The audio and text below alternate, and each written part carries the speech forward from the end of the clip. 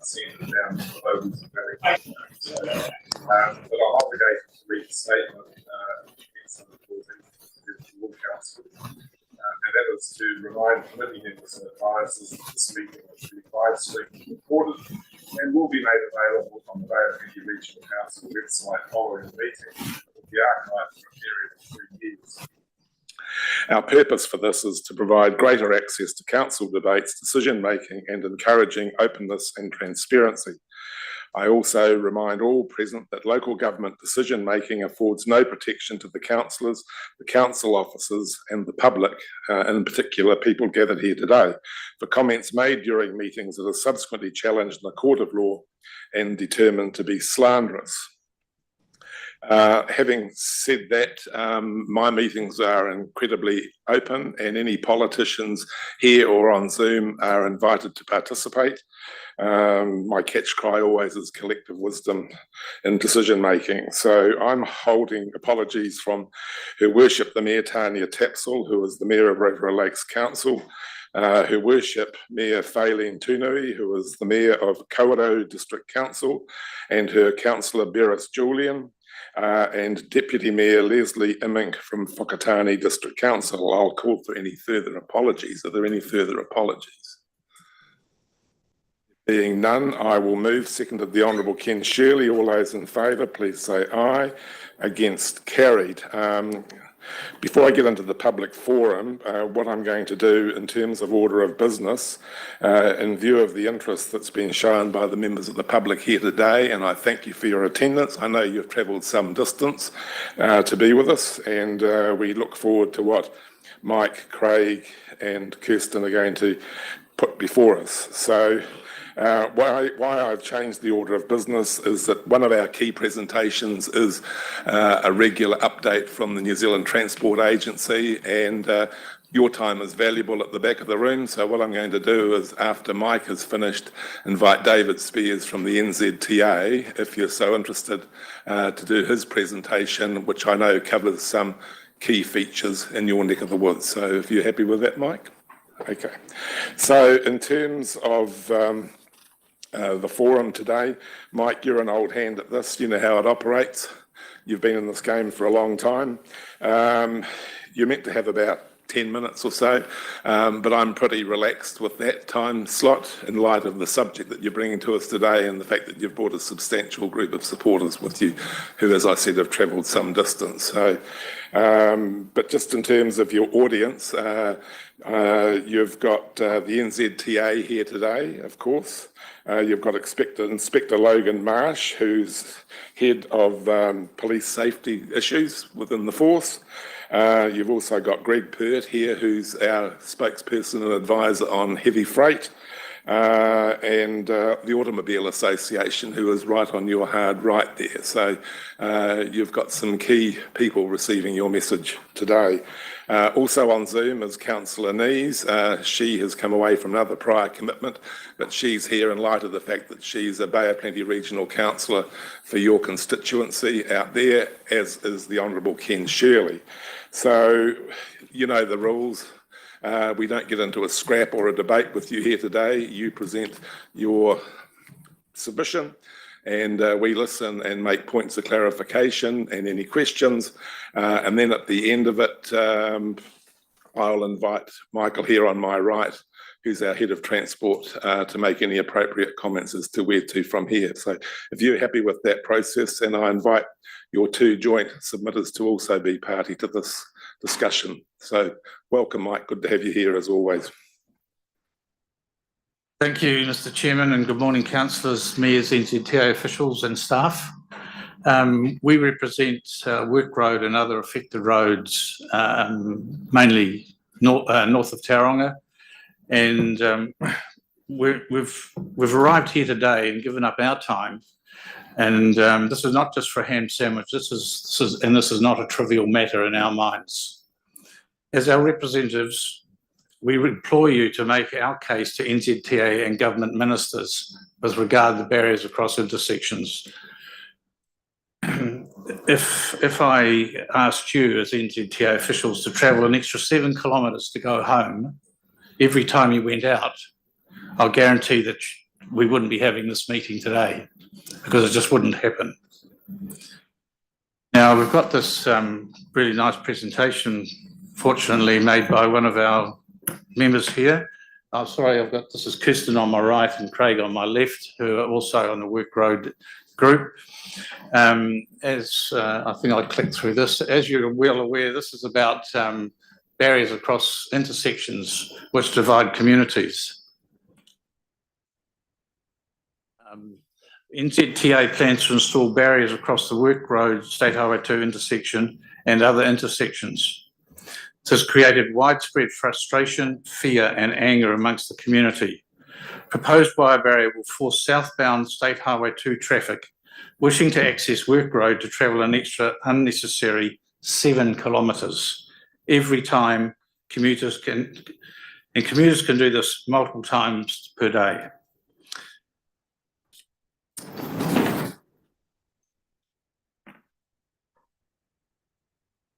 Have I gone too far? Do you like questions through your presentation, or would you like us to give you a free run and ask some questions at the end? Oh, yeah, I'm happy for you to ask questions as you go through. Okay. Thanks, Mike. Yeah. Thanks, Mike. And the proposal is simply unnecessary and is overreach. The proposal is permanent if it goes ahead. The environmental infrastructural damage and increase in emissions and cost and disruption to hundreds of businesses, farms, orchards, packhouses, forestry operations, residents, tradespeople, trucks, postal courier services, school buses, ag contractors, emergency vehicles, etc., is therefore immeasurable. Work Road alone will be adding an extra 1 million kilometres per year just to get in and out of our road if these barriers go ahead. That is just one of the roads. That's VKT.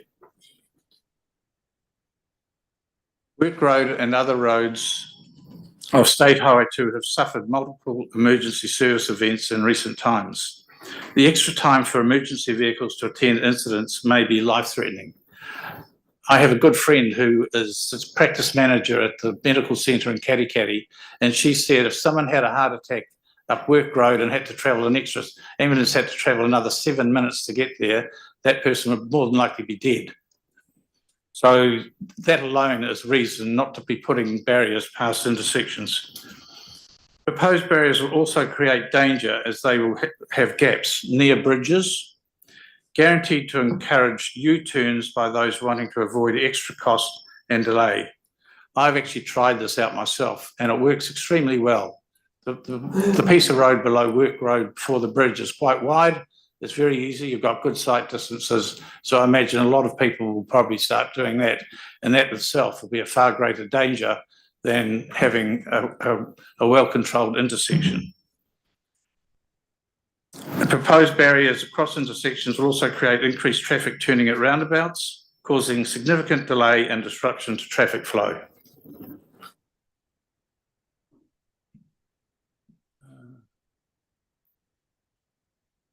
Western Bay residents applaud much of State Highway 2 upgrades completed by NZTA in recent years, including improvements at the Work Road intersection, also reducing speed limits, removing passing lanes, widening roads, improved left-hand turn in, and better road markings. But barrier installation across intersections will ruin all the good work. So many unknowns. Is this an experiment?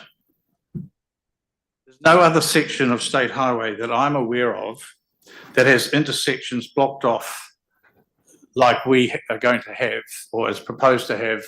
And this is probably one of the most densely populated sections of State Highway with side roads off the State Highway. Remember, the State Highway is our arterial route, and you are going to try and block it off. Even if you come north from Otaki towards Levin, all the roads there, the wire barriers stop at the intersections to allow people access to and from.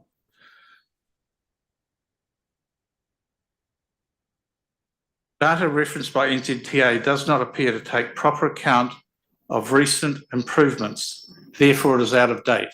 NZTA did all this data well before any improvements were done, and that's why the improvements went ahead.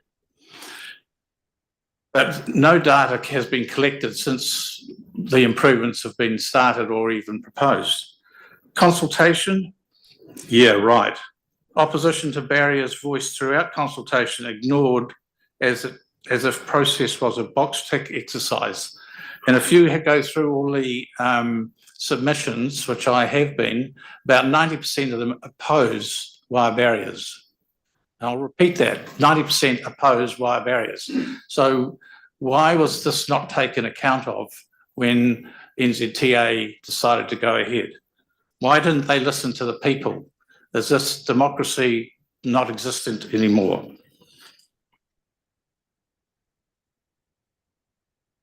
This is a photo here that just shows one of the consultation things that went on. And as you'll notice, there was Work Road is outlined as having a roundabout, which didn't go ahead because they decided to do one on Morton Road. And it's just an interesting fact that some of the busiest roads in Katikati, or one of the busiest, is Wharawhara Road, it is the busiest, and that is not going to have wire barriers past because heavy traffic turns in and up to the quarry. There's no roundabouts or anything, improvements being done at Barrett Road, for example, coming through, which has a far greater volume of traffic, or Snodgrass Road, or any of these other roads, and yet you deem it necessary to put wire barriers past the roads through to Katikati from Aimakaroa.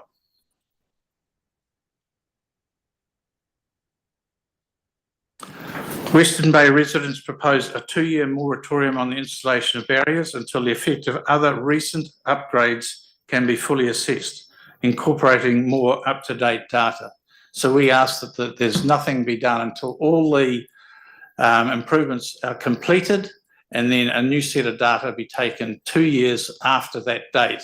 And I mean, that includes the roundabout at Te Puna, the roundabout at Esdales Road, and finishing the one at Apita Station Road.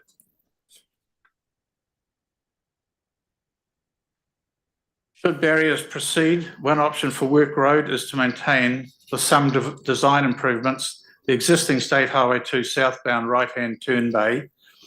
Work Road users prepared to give up right-hand turn out of Work Road. I'll put some diagrams of that. i.e. design a gap in the barrier. Simple variations to contract. Contract continues, homes and properties will be able to be accessed safer. That's a win-win situation. This option to be rolled out at all other roads, such as Lund Road and Walker Road East. Seagulls are another option that can be used, and I did send a diagram when I last spoke to this committee, and it was this one here, what a seagull looks like. And they can be used. I noticed there's one which works very effectively at the old State Highway and Karaka Road, the Great South Road and Karaka Road. And Karaka Road is a pretty busy road. And I've got a seagull there, it works beautifully. And it's not old technology, as I was told last time I spoke to this group. That is, if you want to call that old technology, I suppose you refer to electricity as well as old technology. Now, this is what we're proposing here is a left out and a right turn in, so that we can either go up to the roundabout as a compromise. And there's another one here showing a car turning left out of Work Road, and this would apply to a lot of the other roads, and another car coming back in. And that is the end of my part of the presentation, but I'd like to hand over to Kirsten. Mike, before you hand over, an apology from me. I failed to acknowledge His Worship Mayor Denya, who's a member of this committee, and I know he's showing a lot of interest in this, and Councillor Scrimmager, who's not a member of this committee, but he's on Zoom. John, feel free to participate or ask questions with regards to this item, and stay with us for the rest of the meeting and ask any questions pertaining to any other item of interest. So you're now going to hand over to Kirsten, is it? And to Craig. No? Yeah. So my name's Kirsten. I do avocado pest monitoring for Wrightsons, and my job is on call to look for bugs on avocados, basically, and I go up every side road. So if someone wants their orchard to be monitored to export overseas, ring, Kirsten, come and have a look, and that's what I do. So you can imagine the immense cost it's going to add to the avocado pest monitoring program. I actually don't know whether my job will probably be disestablished because I can't see Wrightsons picking up the mileage for that. So no job for me. My other biggest fear is, and I've had it happen at my property multiple times, is the fire. We have a lot of people that burn stuff and it gets into the shelter belts. Just in January, we had 3 fire appliances at our property. If that fire engine had to go up and around, my house could have been gone, simply because of the way how quickly the fire was going along the shelter belts. And I'd just like to add, we do own a fire protection business. So I have a garage full of fire extinguishers and my husband was out there doing his thing, but we still had to get 3 fire trucks. So no job, no house.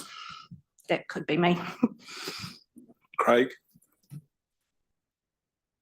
Oh, good morning, everybody. I just wanted to add to finish just a little bit of a kind of a cultural or human aspect to it. Work Road, Katikati has been the service centre for Work Road for who knows how long, decades, 100 years, 150 years. That's been our touring a waiwai, if you like, our connection. Our kids go to school there, we went to school there, our parents went to school there. And this proposal effectively cuts Katikati off from Work Road. All of our, rural servicing will have to be in another community, which is Omokara. Nothing against Omokara, wonderful place to visit. But just noting that historically, a lot of the connections that we've had with Katikati will be severed by this. Thanks. Going, Mike. Just to sort of summarise up a little bit, what we're asking for is a moratorium on erecting barriers immediately, so that this whole process can be re-examined and maybe hopefully a better solution comes about. If NZTA is worried about contracts, they can either do a variation of contract or redirect that work to some other part of New Zealand, which I'm sure they're quite capable of doing. It's not uncommon for contracts to have variations done to them. And the other thing is I'd really like NZTA to come and discuss the issues with us. I have sent 2 emails requesting audience with NZTA. The first was on May the 4th, and the second was about 3 days ago. I have not had any acknowledgement that they have even been received or that they are likely to come and talk to us at this point in time. So those are the things that we would like, and would very much like this council to put as much pressure as they can on NZTA and the politicians down in Wellington to make sure that this travesty doesn't go ahead. Thank you, Lyle. Thank you, Mike. Before I open it up for questions, I know your time is very valuable, Councillor Nees, and thank you for being with us. So I'll afford you the pleasure of asking the first question. Councillor Nees from our Western Bay constituency. Councillor Nees. Yep. No sound, Jane. Start again. There we go. Thank you very much. Hold on, we're just going to turn the volume up here. Just one moment. Try again. Thank you. Thanks for offering me the opportunity to ask a question. And my core question to the presenters is, could you give us a rough estimate of the number of residents and businesses that operate out of Work Road to give us some indication of volume of the traffic? Or have you got other evidence on the actual vehicle movements? You possibly missed it, Jane, but I've done a rough analysis, and Work Road is about 1 million VKT a year extra that would be added. I'd also like to add, while I'm here, which I did give you figures on this last time I spoke, was that there's been 1 fatal accident from intersections, and please note that this is intersections only, and that was the one out of Dawson Road, which was purely human error, where the unfortunate accident with 5 Tongans were killed. But since then, there have been no fatalities and very few even serious crashes or accidents. And since the improvements have been done, there have been virtually no even serious crashes. So give us a chance to see how things work the way they are before you start putting barriers in place. Thanks, Mark. What I was trying to get an indication of was the number of people and businesses that will be impacted as opposed to the VKT increases. Well, I guess there's probably 150 households at least up Work Road, Walford Road, and that's just one road. But my other thing is, if it's good enough for roads like Wharewhara Road not to have barriers past them, and Barrett Road and Snodgrass Road, why do we have to have them past ours? Where's the consistency here from NZTA? I think this is an experiment that they're trying to push through on our area, and we're one of the probably the most densely populated rural areas that feed onto the state highway. Thanks, Mike. I've got two speakers lined up as Worship Mayor Denyer, followed by the Honourable Ken Shirley. Mayor Denyer. Thank you, Mr. Chairman. First, I better declare that I'm on one of the roads affected. That's where I live, on Lund Road. And I also attended the meeting that was convened last week about this. I think it does concern me. There's a lack of information in the community about this and the process that's got us to this point. I see on Facebook a lot there's a complete disconnect between installation of the roundabouts and the reason for those being the median barriers. There's a lack of information there, and also the research behind the rationale for median barriers. So I applaud you asking NZTA to explain it, and I'm sure that David, he has indicated earlier that he's happy to, or he and his colleagues are happy to explain it and what can be done, what can't be done, and the reasons for that. Also, you mentioned about the context of Barrett Road and Snodgrass Road and other areas. I mean, there's a whole history as to why those aren't being had the median barriers, certainly at this point, and I'm sure David can explain it better. But there's as we very well know in this committee, the history of State Highway 2 and the developments on that have been complex and somewhat muddy. And the Moko roundabout is just one of those that people just simply don't understand, and it is a complex tale. So I have a lot of sympathy for the for your request, and I think I've previously asked in this committee that whether gaps can be put in the barriers for turning in and out. And I think that would be a good solution if it's possible, but I understand there are physical construction and safety constraints around that, which I'll leave for David maybe to explain a little bit more. But I'm definitely sympathetic to the extra mileage that we'll have to do, and that's yes, I'm going to feel it myself too. Thank you. Thank you, Your Worship. Honourable Ken Shirley. Thank you, Chairman. Thank you, Mike, and your supporters for the submission. I'm certainly very mindful of the depth of community feeling on this one. I live in Aomakaroa, and many of the people I know sort of share the concerns that you have. To me, we all know that there's a trade-off between safety and functionality, but I think the point you make is, and I certainly support Mayor Denyer's comments, that it's perceived as safety overreach at the expense of functionality. I note that there's actually 60 vehicle accesses along that stretch, but only 23 intersections with side roads. And I don't think, and one of the questions I put to you is you have no objection to the wire rope barriers on individual driveways. It's just the intersections of roads to give that extra functionality. And also observe, the comments about from the avocado industry. It's just one of dozens of different industries and services that desperately need to have this functionality of access. So I guess what it comes down to, and it's an NZTA matter, and you pointed out the inconsistencies around the country, the Kapiti situation with Otaki to Levin, but it seems to be NZTA prescription. So, and I think that's the point Mayor Denyer made. We haven't been it hasn't been put in the proper context of why are they prescribing what appears to be a sort of a safety overreach at the expense of functionality.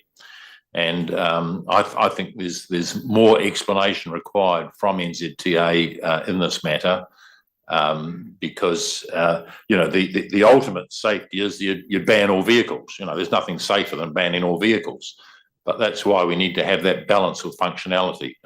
This is a very good example of where that perhaps balance isn't quite right. I just respond to Certainly, Mike, go. I'd just like to point out to you that about the crash statistics, which I did give to you guys last time, and it shows that there has been very few accidents at intersections, and this is what I'm getting at.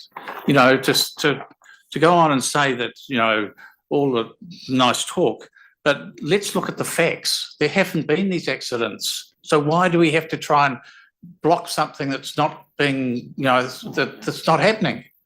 And, if you can justify it for accident reasons, I could probably accept it, but you can't.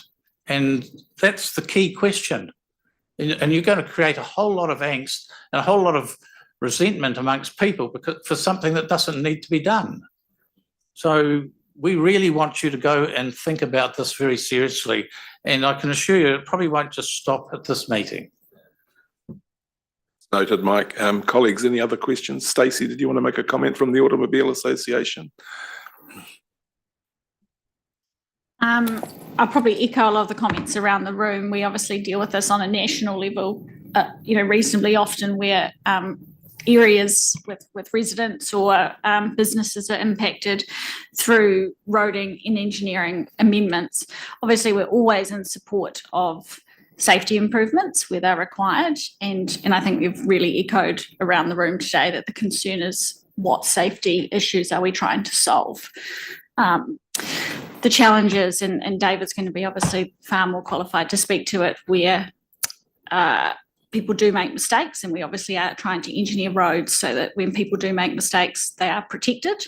But I can absolutely sympathise with your point that people don't seem to be making mistakes there. So what are we trying to engineer? So I think that the lack of information that you guys are feeling is really what we would echo is what needs to be resolved here before an outcome is determined. Colleagues, any other questions or comments? There being none, I'll invite David to make any comments if he thinks he's in a position to, and addressing the call for a 2-year moratorium, which I'm happy for this committee to take up on your behalf and raise with NZTA. But David, anything you'd like to say at this point? Well, can I first start by thanking you for coming in and acknowledging the time to come in.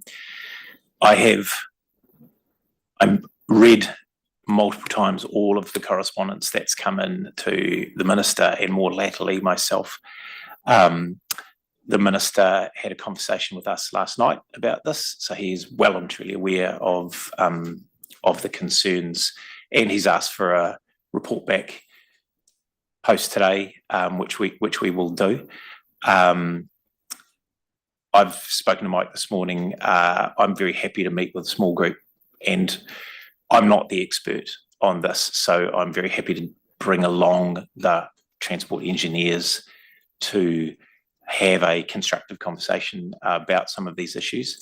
I have to say I'm astonished that people are saying they do not have enough information, because in 5 minutes I can find more than I can possibly read in a week on this. It is an issue that goes back to 2014. Even I recall 2016, the placard saying "fix the bloody road." And this has been an ongoing conversation since then. Obviously, there are some gaps in the way, or the messaging, or the perhaps the level of engagement with the community, which is regrettable, because ideally we don't get into a situation where we have misunderstanding on either side.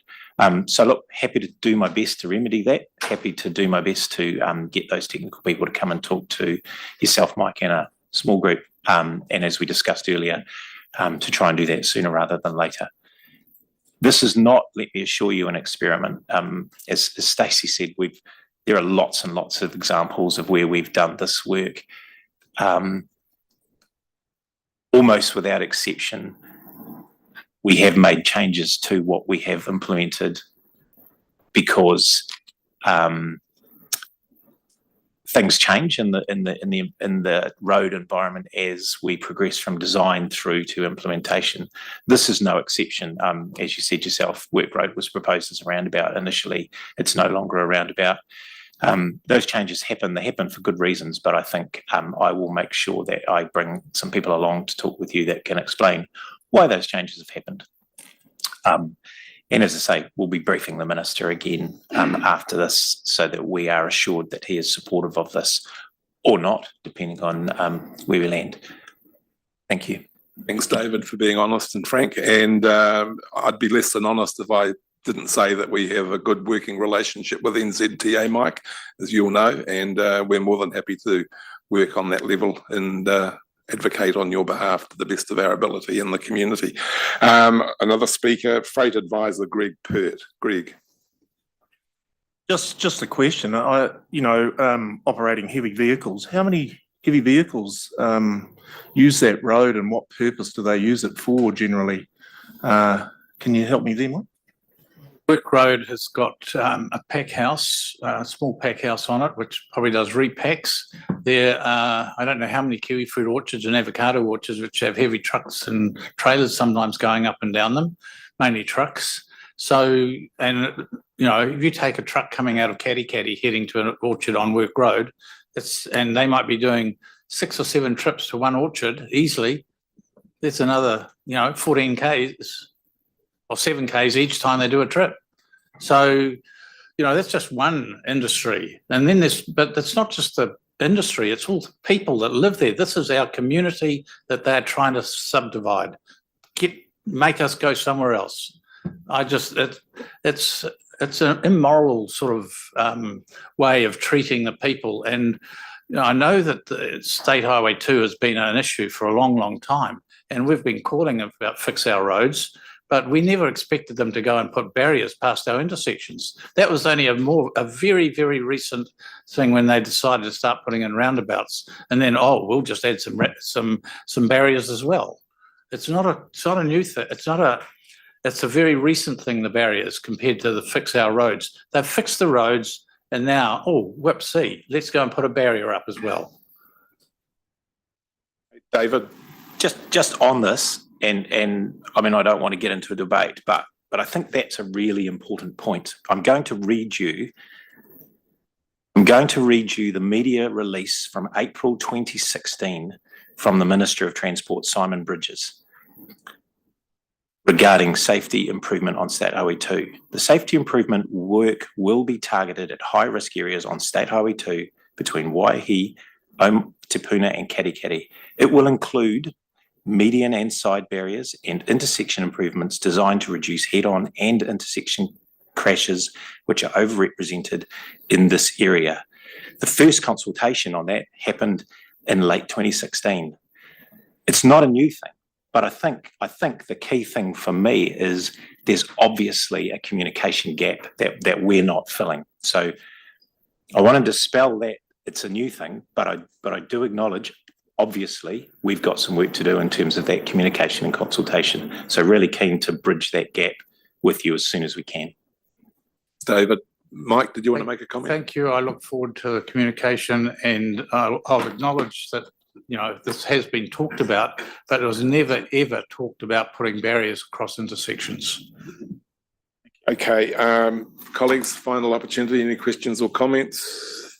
There being none, Craig, take home message for us from you.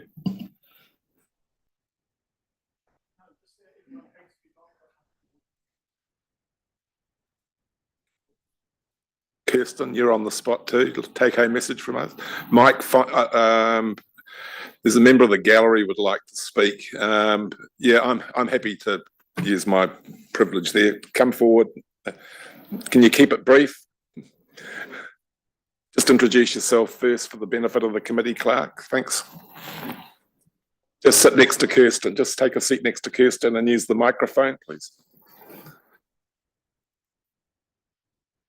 My name's Alan Dodwell. I live on Walker Road East.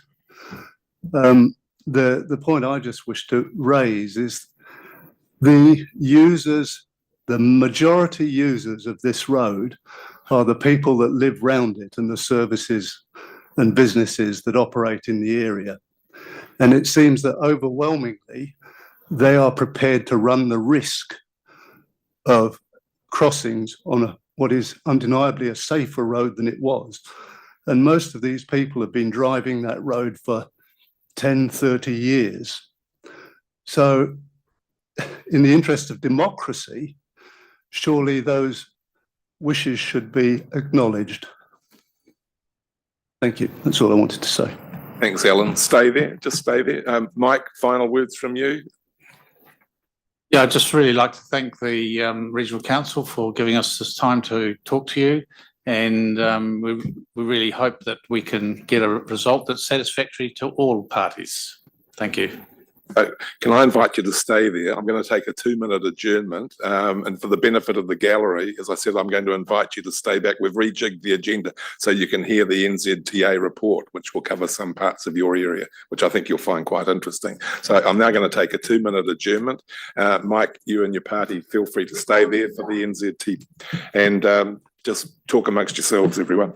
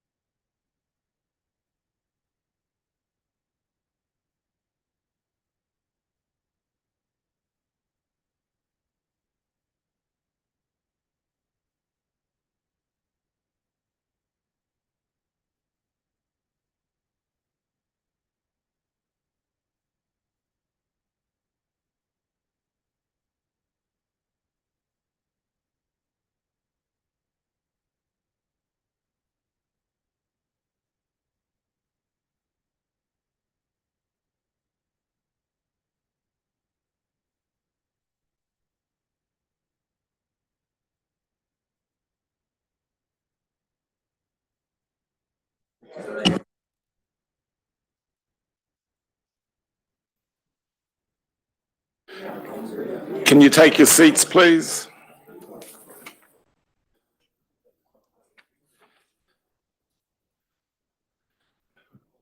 Welcome back, everybody, particularly those on Zoom. During the 2-minute break, we have rejigged the presentation from NZTA for the benefit of the gallery at the request of Mike. So matters of particular interest, we believe, to you in the gallery will be dealt with first. So if we have a few little technical issues, chopping and changing, just bear with us, but we've done this specifically for the gallery today. So David, we're in your hands. Thank you, Mr. Chair. So the request was made to focus on the area that the gallery might be most interested in. So I thought, well, that's really Takitumu Northlink and then the safety programs, and then we'll jump back to the start of the presentation and talk about things like maintenance and we'll operations. take another pause after those two items. Yeah, okay? Kate's Boy. Okay. So very good news, I suppose, in terms of Takitumu Northlink. Stage 1 is 40% complete, which is slightly ahead of where we had hoped to be at this time. And considering the horrific 22-23 season we had, the 23-24 earthwork season has been amazing. And we've caught up and slightly past where we would plan to be. So you will now be able to quite clearly see the changes that are occurring at Cambridge and Wairoa roads. Obviously, a lot of the work that's been done has been out of sight, but is now starting to be very, very clear. So the two local road bridges, Cambridge and Wairoa roads, are both finished. And we've got piling well underway on the 29 Takitumu Drove toll road flyover, which I drove past this morning, and it's looking really good. That should be complete mid-25-ish, potentially late 25, depending on the season we get. The 15th Ave on-ramp will take around 18 months to construct, and obviously relies on that prior work to be done. That's a 128-metre long bridge. That should be done mid-2026. And the Smiths Farm Bridge is under construction at the moment. That's a smaller 25-metre bridge, but nonetheless a critical piece of infrastructure for the network. Minden Road Gully Interchange is well underway. What we've done there, the contractors have done first, is build one of the off-ramps to use as a provides the opportunity for them to move the trucks and heavy vehicles inside the project rather than onto State Highway 2. And so having that completed has sped up work a huge amount. One of the features of this project is almost all of the fill for gullies and fill areas comes from cut areas on the project. So very little material has been imported into the project. But what that means is having those internal connections has been incredibly important, because that obviously requires quite a lot of freight or material to be moved within the project. The Western Tyne at State Highway 2 Loop Road is in progress. And again, that's one of those areas where probably in the next construction season, you'll start to see some very obvious earthworks occurring at that site. And we are doing a tolling feasibility assessment. One of the things the new government has required of us is that for any new infrastructure roads, we do a tolling road feasibility assessment. That's expected to be completed pretty soon, actually, in the next month or so. And if the Minister approves that, we'll then start looking at consultation around the community for tolling options. Minister hasn't, let's be really clear, hasn't seen that yet. We haven't had that conversation yet, so we don't know which way that's going to lie. The reason I raised Takitumu as part, I guess, of the safety programs is once Takitumu Northlink Stage 1 is online, it takes away Wairoa Bridge as a congestion area and will significantly improve that issue and improve flow, which has a safety flow-on effect on the whole of State Highway 2. Obviously, Stage 2 is a high priority for us, but Stage 1 really does and will have a significant impact. Starawe 2 Waihi Toa Mokoroa safety improvements, so the subject of the day, so to speak. As we stand at the moment, we've completed 4 of the 6 roundabouts. Roundabout number 5, up out of Station Road, actually we're underway there. They're due for completion 25-26. Installation of the median barrier between Ria and Tetley Roads and Morton Road will get underway once that 3.8 kilometre section of barrier has been installed in the Athenry Gorge, and we're still on track for completion in 2026, notwithstanding that the Minister's asked us to come back and have another conversation after today. And we'll take his guidance as to where we land on that. Starawe 33, so on the safety thing, you want me to pause here and we're talking about Rotorua now. Rotorua, which is my neck of the woods, you'll find incredibly boring, I can assure you. So nothing like your issues. So we're just going to pause again for 2 minutes. Mike, thanks again for being here, and to your co-submitters and to the gallery in particular. I know some of you have got to get back to work, but thank you for taking time out of your busy day to be with us. So we're going to take a 2-minute adjournment now to let those leave who wish to leave. But you're more than welcome to stay if you so wish. Thanks so much. Very much, Lyle.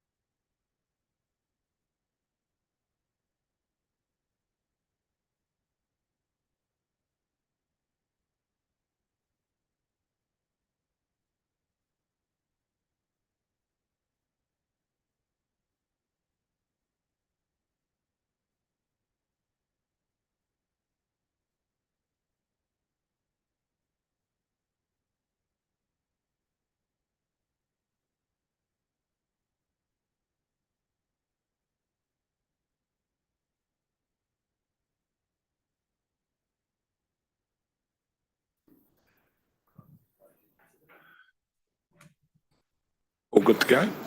Yeah, just wait for Steve. We're starting again, and back to you, David. Tenai Junction to Paengaroa. Okay, I'll finish the safety stuff and then we'll jump to the start of the preso, shall we? So Wainui Road to Portuguese, I've talked about this before.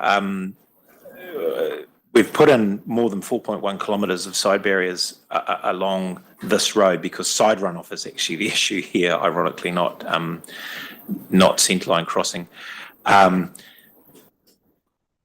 you can read for yourself there that that's progressing pretty well, and we're now moving to section 2, which is the Ohiwa Beach, Waitahi Valley Road section, doing the detailed design work there. It's a pretty complex section of road. Oh, sorry, I'm talking about the wrong one. Jumped ahead. This one. It's a pretty complex section of road, so there's quite a lot of design work still to do there.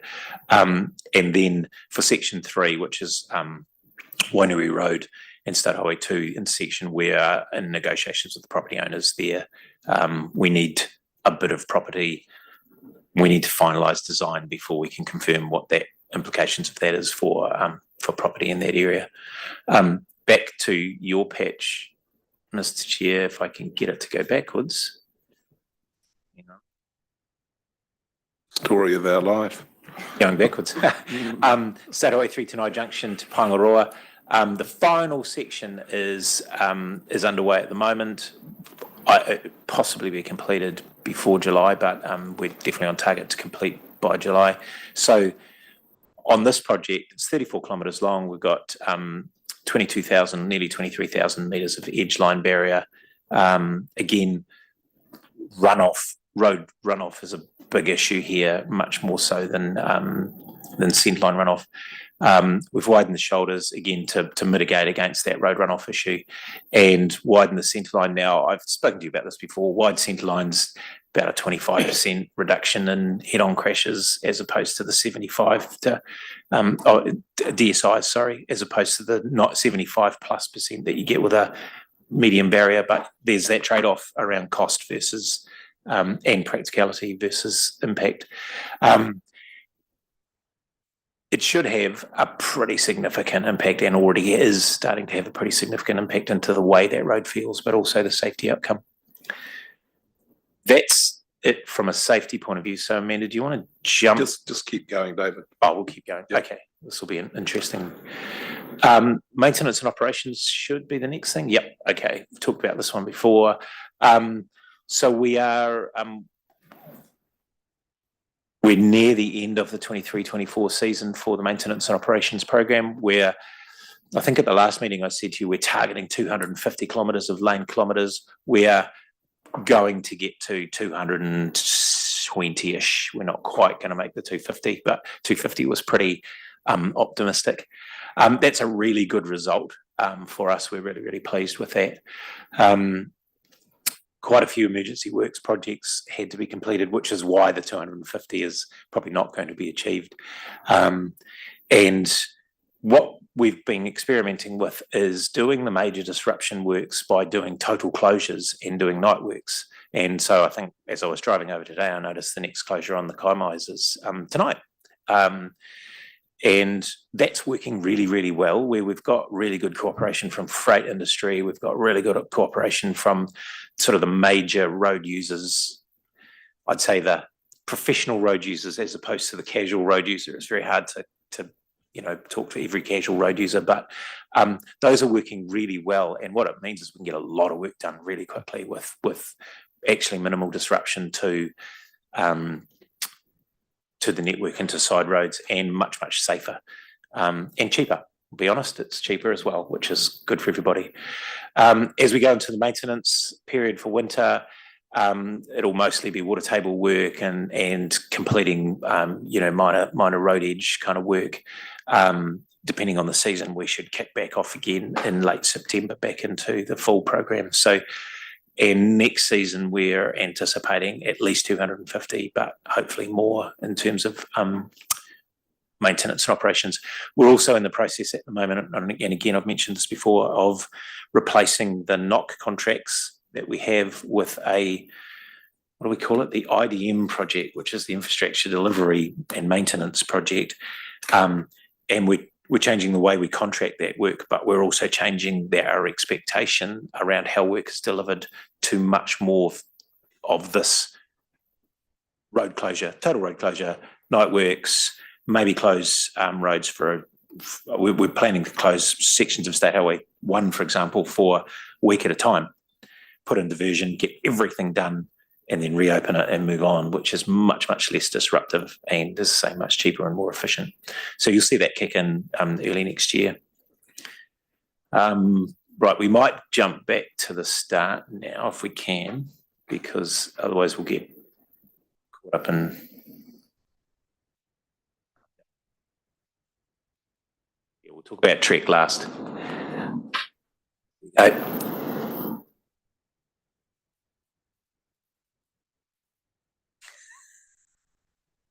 Trying to drive it, Amanda. It's not working.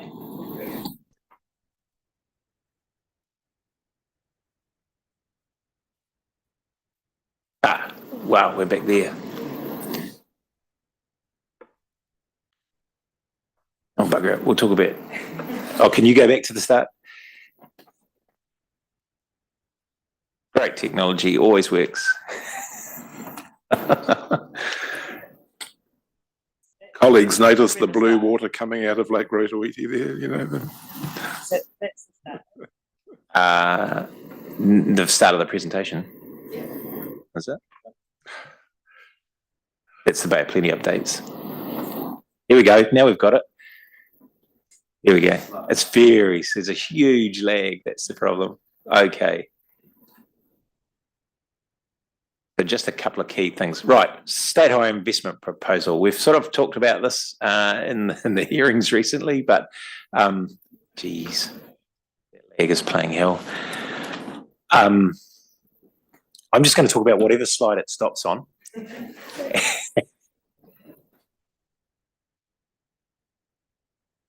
Okay. Oh, I'm not touching it now. It'll catch up. Okay. So Saturday improvement plan. We've talked about this a little bit. This is about prioritising things that align with the GPS. The key difference between the SHIP and the regional transport plan, our SHIP has to give effect to the GPS. Our regional transport plan has to be consistent with it. So that's a subtle difference, but it's really, really important because it means we can't speculate on things that we might like. We actually have to be very, very specific about how the things we are putting forward actually give effect to what's in the GPS. That's meant that the SHIP we thought we were going to produce under the old GPS is quite different from the SHIP that we have produced because the GPS changed quite a bit. It now includes the roads of national significance and are in our region, Takitumu and Tauriko, Sarawak 29. It's a big pipeline of work and we're just winding into that now about what the implications of that are. There is no funding in the NLTPF at the moment or signalled in the GPS for construction. But there is an awful lot of work to do in terms of consenting and designation and property purchase and things to actualise those projects. So that's very much our focus for the next 3 years. It's quite possible that on some of those roads of national significance, we will be in a position to start construction by the end of this NLTP period. We're also being given the signal to get on with it with Sarawak 29, so which is great. The SHIP also outlines the cyclone repair work needed. Now, one of the things to realise there is the amount of money available for that cyclone repair work is less than many councils had counted on. And so we are having to go back and rationalise with those councils what the priorities are in terms of that recovery work. Particularly an issue in Sarawak 35 and the Port Key, less of an issue and for the rest of this region, big deal for Coromandel in the Waikato. National Land Transport Fund, so we're continuing to make decisions on the current NLTF until we get the new NLTF. The activities for delivery beyond June will have to give effect to the GPS. So again, there's a bit of work to do there. We are working with the board at the moment to get activity class indications out as soon as possible. And board met last week and that was one of the topics for their consideration. They were presented with some draft options. They've made some decisions, but equally sent, I was saying to Stephen before, sent us back to reconsider some others. As you'd appreciate, it's the old graphic equaliser. If you put one up, you've got to put one down. And so there's a bit of movement happening in that space at the moment. Yeah, and I don't think there's much more to say on that front. Did you have a question, Ken? Can I ask the roads of regional significance? It's sort of a new concept. I know there's been ministerial statements, questions in the House yesterday on it. Are they part of the SHIP or integrated with the SHIP? And are they all on state highways at a regional level, even if they're not in the RONS project? I guess you call them RAWs, do you? Yeah, I suppose they are RAWs. I'm just wondering about how that relationship between the two, because I don't fully understand it yet. So we had the New Zealand Upgrade Program, and so for example, Takitumu Stage 2 was funded through the New Zealand Upgrade Program, which was outside of the NLTF. And governance arrangements accordingly. This change to RAWs and RONS is the government saying we want to bring all of those things into the same package of consideration. So there's actually no new roads in there, but what there is a reconsideration of how they will be funded, how they will be governed and project managed, which is quite important because there's some efficiencies in that for us to not have two separate programs, for example, but to have one program that's looking across the whole lot. And the reflection there is that the RONs are roads of national significance are intended to be the expressways, the 4-lane grade separated, whereas the roads of regional significance aren't necessarily. They are highly significant pieces of infrastructure. State Highway 129, for example, is one of the roads of regional significance. It's an enabler of Cambridge Superior, which will be a 4-lane grade separated expressway. It's also an enabler ultimately in the future, and we've been really clear about this, of State Highway 29 improvement. So it's coming into the same governance and same funding. So that's the big change. And I think what got kind of lost in translation, I think, with media was they're all going, well, where's the new project? But it's actually about making the existing projects more consistent, more efficient, governed in a better way, funded in a more consistent way, and much easier to manage. David, just pause for a moment. Greg? David, just with all the new roading that's going to be coming on, is there any consideration for risk management or safety in regards to rest, fatigue, convenience areas and part of the program? Is there a provision for that? Because that's something that we lack in New Zealand on our road network, is those sorts of pull-off areas. Yeah, as inevitably, whenever we propose one of these roads, there's a rush of people with property who say, hey, we'd love to develop a service station or whatever. So part of the system design now is looking at what are those options, and when you're building the system, where are the logical places to create opportunities to get off to do exactly what you described. So the Waikato Expressway is built very deliberately so that where those big interchanges are areas where you can pop off Pāroa Road on near Ruakura, for example. So you've got Ruakura, then you've got Pāroa Road, then you've got Taupo Mountain.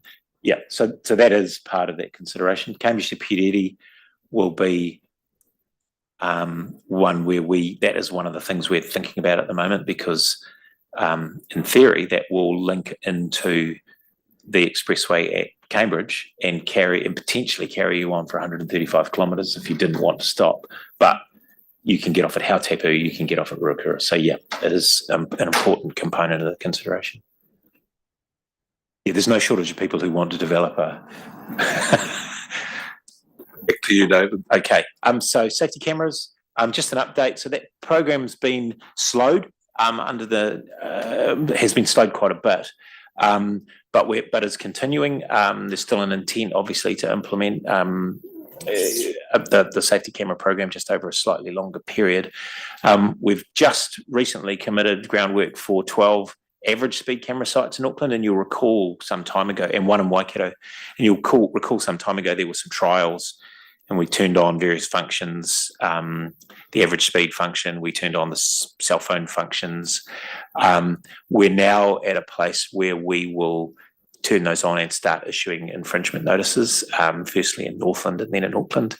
So we're working with local road controlling authorities, New Zealand Police, etc. The one in the Waikato, so not quite in our region, but is Maramarua, the stretch of road from Pokeno through towards Tauranga on State Highway 2, which is a known hotspot and significant issue. The camera's site's been up there for a while. It'll be interesting to see what happens when we turn it on. But what I can say is there was an impact immediately in terms of speed, but it started to creep back up again. So it'll be interesting. So we're continuing to plan on where else to deploy those and working with police. There's also, as Logan will attest, lots of interest in terms of what other things those cameras can be used for. And so that's one of the things we're needing to work through at the moment. So there's a mix. So we've got static cameras, which are, you drive past, you get a speeding ticket, and then the point-to-point cameras are the average speed cameras. So you drive past it, you pass another one 5 kilometres later, and it averages out your speed. They're very effective. So up there on the table, it shows you the impact based on overseas data and modelled data of average speed cameras. So that's your point to point, 48% reduction in deaths and serious injuries versus a fixed spot camera, which only has a 20%. And that literally, that's the, I've just driven past that camera, I can put my foot down again effect, versus I've just driven past a camera, I know there's another one in 5 kilometres and this is a black spot, so I better behave myself for the whole 5 kilometres. And what we know is that after that, for like 5 kilometres, people just tend to continue driving reasonably conservatively for a much longer period. So they are more effective. Obviously, they're also more expensive. What's the red line? So that's red light running cameras. Yep. Yep. So green means go, James. Red means stop. Keep going, David. So speed management. So 2024. So 2023, we were all guns blazing on the old speed rule. The minister in 2024 announced that he wanted to have a look at a new land transport rule, and that will be out for public consultation very, very soon. The intent is to have that completed by the end of the year. In the meantime, we have backed off on significantly on the speed reduction work that we're doing. We're implementing the things we know will be continued, but the key changes there are, or the key things in the new rule will be the requirement to consider economic impact, including travel time, when we're doing those speed reduction plans. There will still be variable speed limits around schools, but the compulsory fixed speed limit rule will change. The minister's asked us to reinstate speed limits that were reduced under the previous rule where they don't meet the economic impact or social impact test. And so we're looking at that now. So we're already doing that work. And obviously the new rule will enable 110 kilometre speed limits on the new roads of national significance. And that was part of the announcement when roads of national significance were announced. But plenty of updates. Sorry, does that mean, rather topical question, I suppose, State Highway 2 from Katikati to Tora, is that going to go back to 100 then, or is that, what are the plans there? Are you still working through that? So the intent would be, once Takitumu comes online and State Highway 2 is no longer the main road, with the medium barriers and safety work in place, we would restore the speed limit because the safety issues go away. Thank you. State Highway 29 Tauriko enabling works. Anyone who's driven along State Highway 29 in the last month or two will see the work going on there. So we've started those enabling works. Downer's doing the delivery work for Tauranga, and we're oversighting it, managing the contracts. Redwood Lane's the first part of those enabling works. And yeah, look, I suggest you go and have a drive and you'll see the scale of work that is occurring there. Take about 18 months to complete. So once those are complete, timing's quite good for that because it will line up quite nicely with close to at least the completion of Takitumu Stage 1. So we'll have a quite nice transition. Works to improve State Highway 29 Cambridge Road. They'll start later this year. And again, that one will take about 3 years to complete because it's a pretty complex environment. That's just a diagram for you of what Redwood Lane will look like. Unfortunately, it doesn't have the existing alignment on it, but there is a required realignment, as you imagine, of State Highway 29. Where's that pointer thing from? Sort of this to pushing into the roundabout that will be built. So currently 29 sort of does this. So it's quite a big improvement to that piece of network, and as I say, then enables the next sections to be commenced. So we're quite pleased, actually. We're quite pleased with how that's going. We've talked about Takitumu, we've talked about Waihitu Makaurau, we've talked about Tanai Junction, we've talked about that. And we've talked about maintenance and operations. So Trek, just quickly, I know this is not in our region, but it's right next door. and it's a huge piece of work. It does impact on State Highway 35 and State Highway 2 in our region to a small extent. Just thought I'd give you a bit of an update. So the Waiweka Gorge corridor business case is underway, and that is seeking quite a lot of funding for a lot of resilience work. And all those dots on the diagram there show you the scale of the work to improve safety and reduce the risk of closure in Waiweka Gorge. Now, we're realistic about the fact that no closures is never going to happen in that piece of the network. But the goal is to reduce the number of closures and the length of closures that occur. So, taking away the things that have the risk of closing the road for multiple days or multiple weeks. There's a lot of obviously prioritisation occurring at the moment about where works will occur.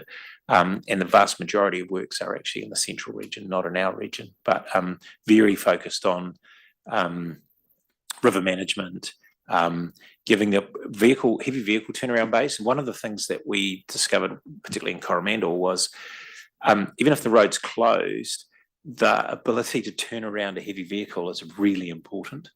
And so one of the things that we're designing into the Waiweka Gorge plan is, if the road gets closed at the slips where we think it's going to get closed, where can we easily turn around heavy vehicles so that we don't end up with these things stranded and unable to get out? We are, I think, the next board meeting going to seek approval of the board for the implementation plan for that work. So work's continuing. It's sort of out of sight for us, but it's a very, very big piece of work. And a lot of the learnings from this program will be things we can apply in our region as well. As I say, things like the turnaround, etc. State Highway 35 technical assessments are ongoing. We're working a lot with the local hapu there on involving them in those assessments and the fault assessments as well. So there's been quite a few sort of drive-bys, if you like. And you see all the little dots along in our region. Those are all the sites that are being assessed at the moment for resilience work. And they range from quite large slips right down to road culverts that are at risk of debris, or road culverts that are at risk of being undermined. So everything from the $5,000 jobs to the $2 million jobs has been considered as part of this piece of work. You'll see by contrast the number of sites on the other side of the peninsula and up the Waiweka Gorge. So to be honest, the State Highway 35 section in our region is, but partly because of geology,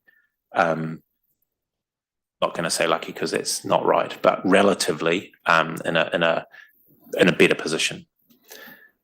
And as that develops, I'll bring you back updates. I was up there recently with the Thank you very much for hosting me there. It was fascinating, and it was a really, really useful conversation to get the insights from that community about how important resilience is for them as they start to strive to increase economic investment up in that area. So the message was well and truly heard. And that's it, Mr. Chair. David, any questions, or is Worship the Mayor, David Moore? Just on those turnarounds in the Waiweka Gorge, that it is desperately needed. Just one thing that is an issue up there, if you ever having to call a helicopter for a rescue, it'd be good to work those in at the same time, because it's few and far between where you can land them. Yep, that was actually an issue in Coromandel as well, when we only had one helipad to land in some areas, and in some areas none. So yeah, understood. Councillor O'Brien on Zoom, and then Glenn. Councillor O'Brien. Thank you, Mr. Chairman. Thank you, David, for your presentation. Could I just ask you, in regards to the, and I'm asking on behalf of Her Worship, because she sent a letter recently to the Honourable Simon Bridges, in regards to cameras transferring from the police to NZTA, if I understand that correctly, we have expressed concern that if for privacy issues, our current issue where we can currently also monitor those cameras, if we lose that ability, no doubt you've heard about some of the criminal activities that have increased over Rotorua over some period of time.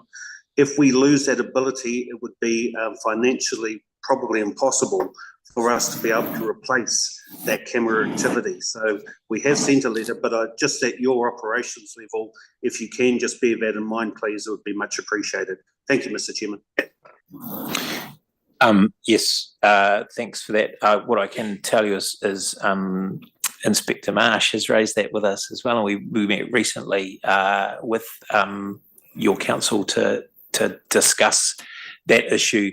There is a process by which we have to have a signed agreement with yourselves about how data will be used and how data will be accessed, but assuming that that is done, the current status quo can be maintained, and I've passed that on to my team, and they're working to make sure that that happens. Thank you, David. Thank you, Mr. Chairman. Glenn? Mr. Chair. Yeah, David, with the Connecting Mount Maunganui project, I'm aware, we're all aware there's all these billions of dollars worth of highway projects on the list. Yeah. And we're aware that I think everyone wants them built in the next decade. And I'm aware of the current government's financial situation. So I'm just trying to get an understanding around that project, given it was and is, I think, the #1 project in Tauranga, and Tauranga projects are at the top of the list. It just seems like it's the forgotten child a little bit, and a lot of love has been sprinkled around the TNL2 now, and we've got the Tariko one, and of course there's also the Rotorua projects and others that are going to require funding. And I'm just really trying to get an understanding of, one, the timings around your agency's part of that project, what the implications are from the reduced funding allocation in the 10-year plan for TCC, and whether there will be delays to the state highway component and the grade separated intersection with Totara Street if the Totara Hau Maunganui doesn't proceed in a timely way.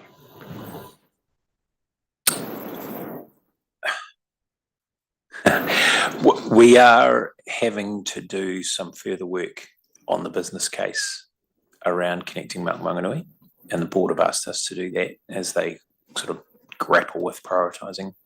We've been engaged pretty heavily with Tauranga City Council in how we do that, and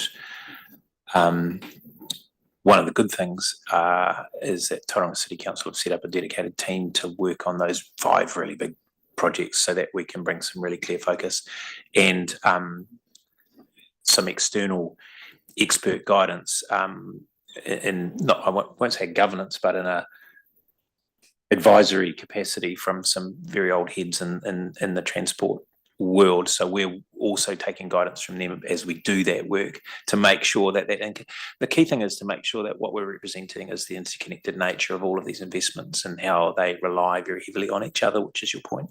So we've been asked to do that work by the board post haste, and Jess and her team are doing that at the moment.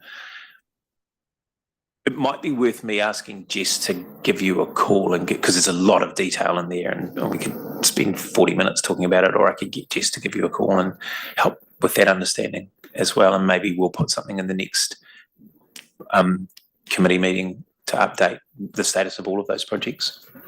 Hold on, Commissioner Dan, then Commissioner Selwood. Dan.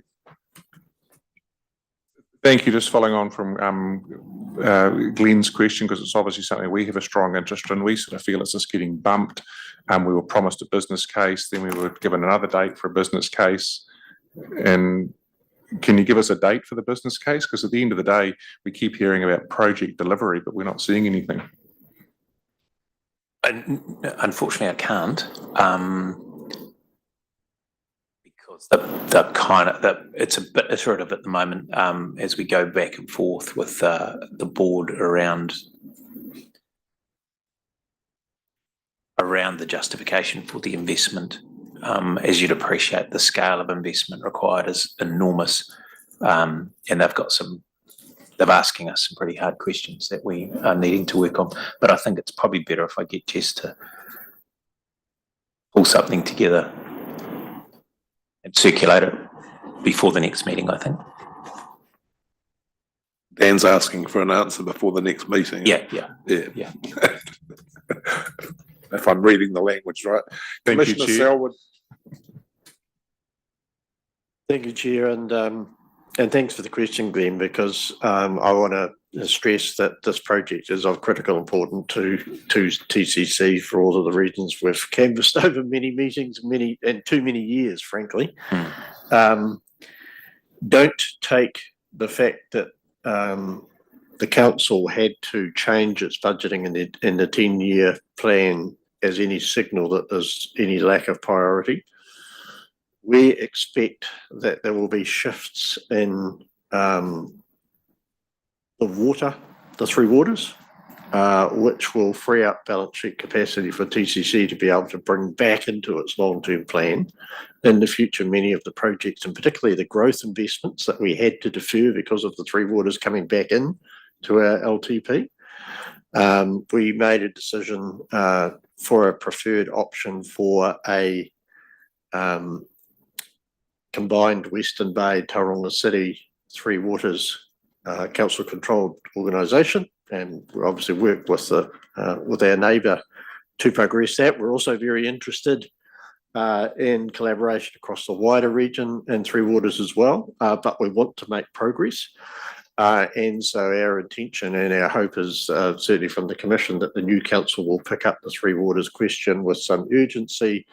If we can achieve off-balance sheet financing for waters, it creates a considerable headroom then in our balance sheet to be able to accommodate the needed transport investment. So from the point of view, that's really critical because we are, I think, slightly more than half in terms of the total project of investment.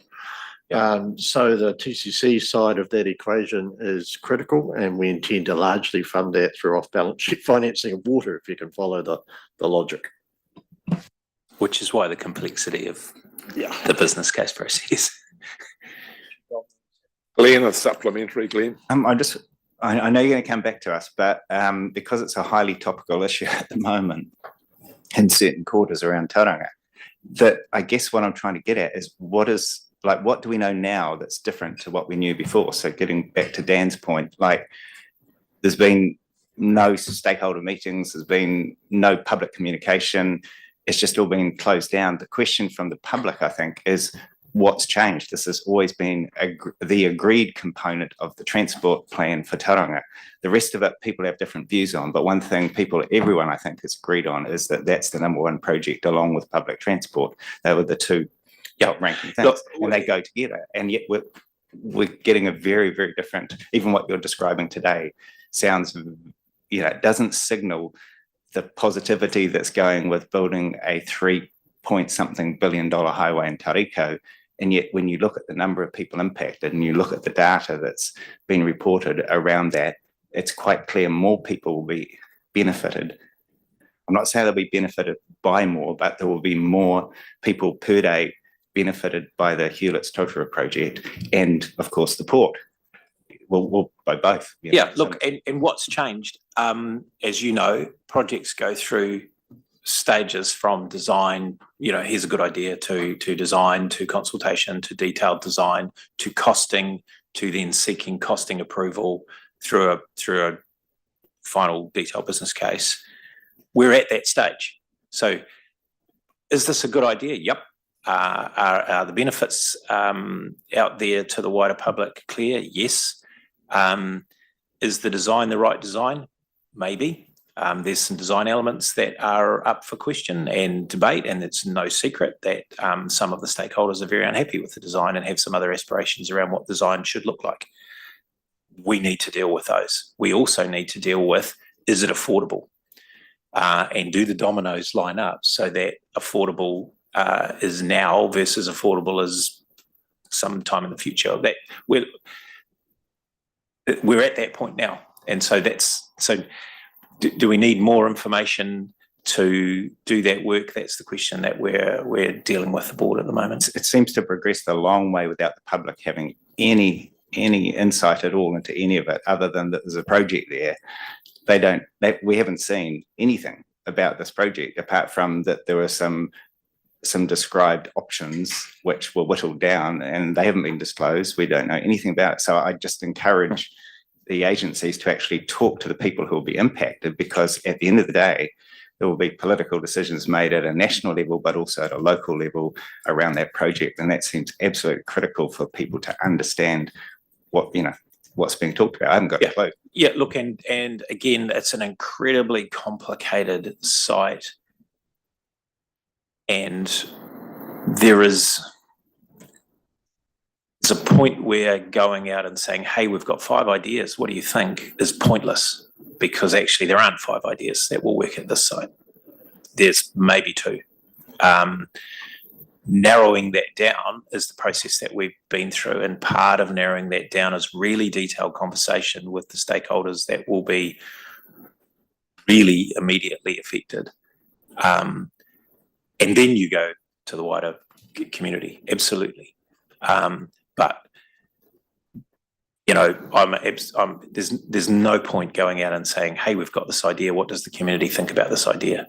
You just generate a whole lot of, So we're getting to that point, Glenn, but we need to narrow it down what's actually buildable for a start, physically buildable at that site, and then what's actually affordable and what the funding and finance looks like. And as Commissioner Selwood's intimated, because these things are also connected, there's a whole bunch of dominoes that need to line up.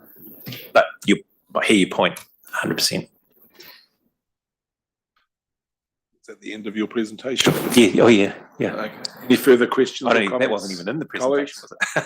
There being none, Councillor O'Brien, you can go back and rejoin your LTP until 11:15. So we're adjourning for morning tea until. Oh, you want to move we receive your report? Yes, please. Second of the Honourable Ken Shirley. All those in favour, please say aye. Against, carried. Morning tea, everyone, till 11:15.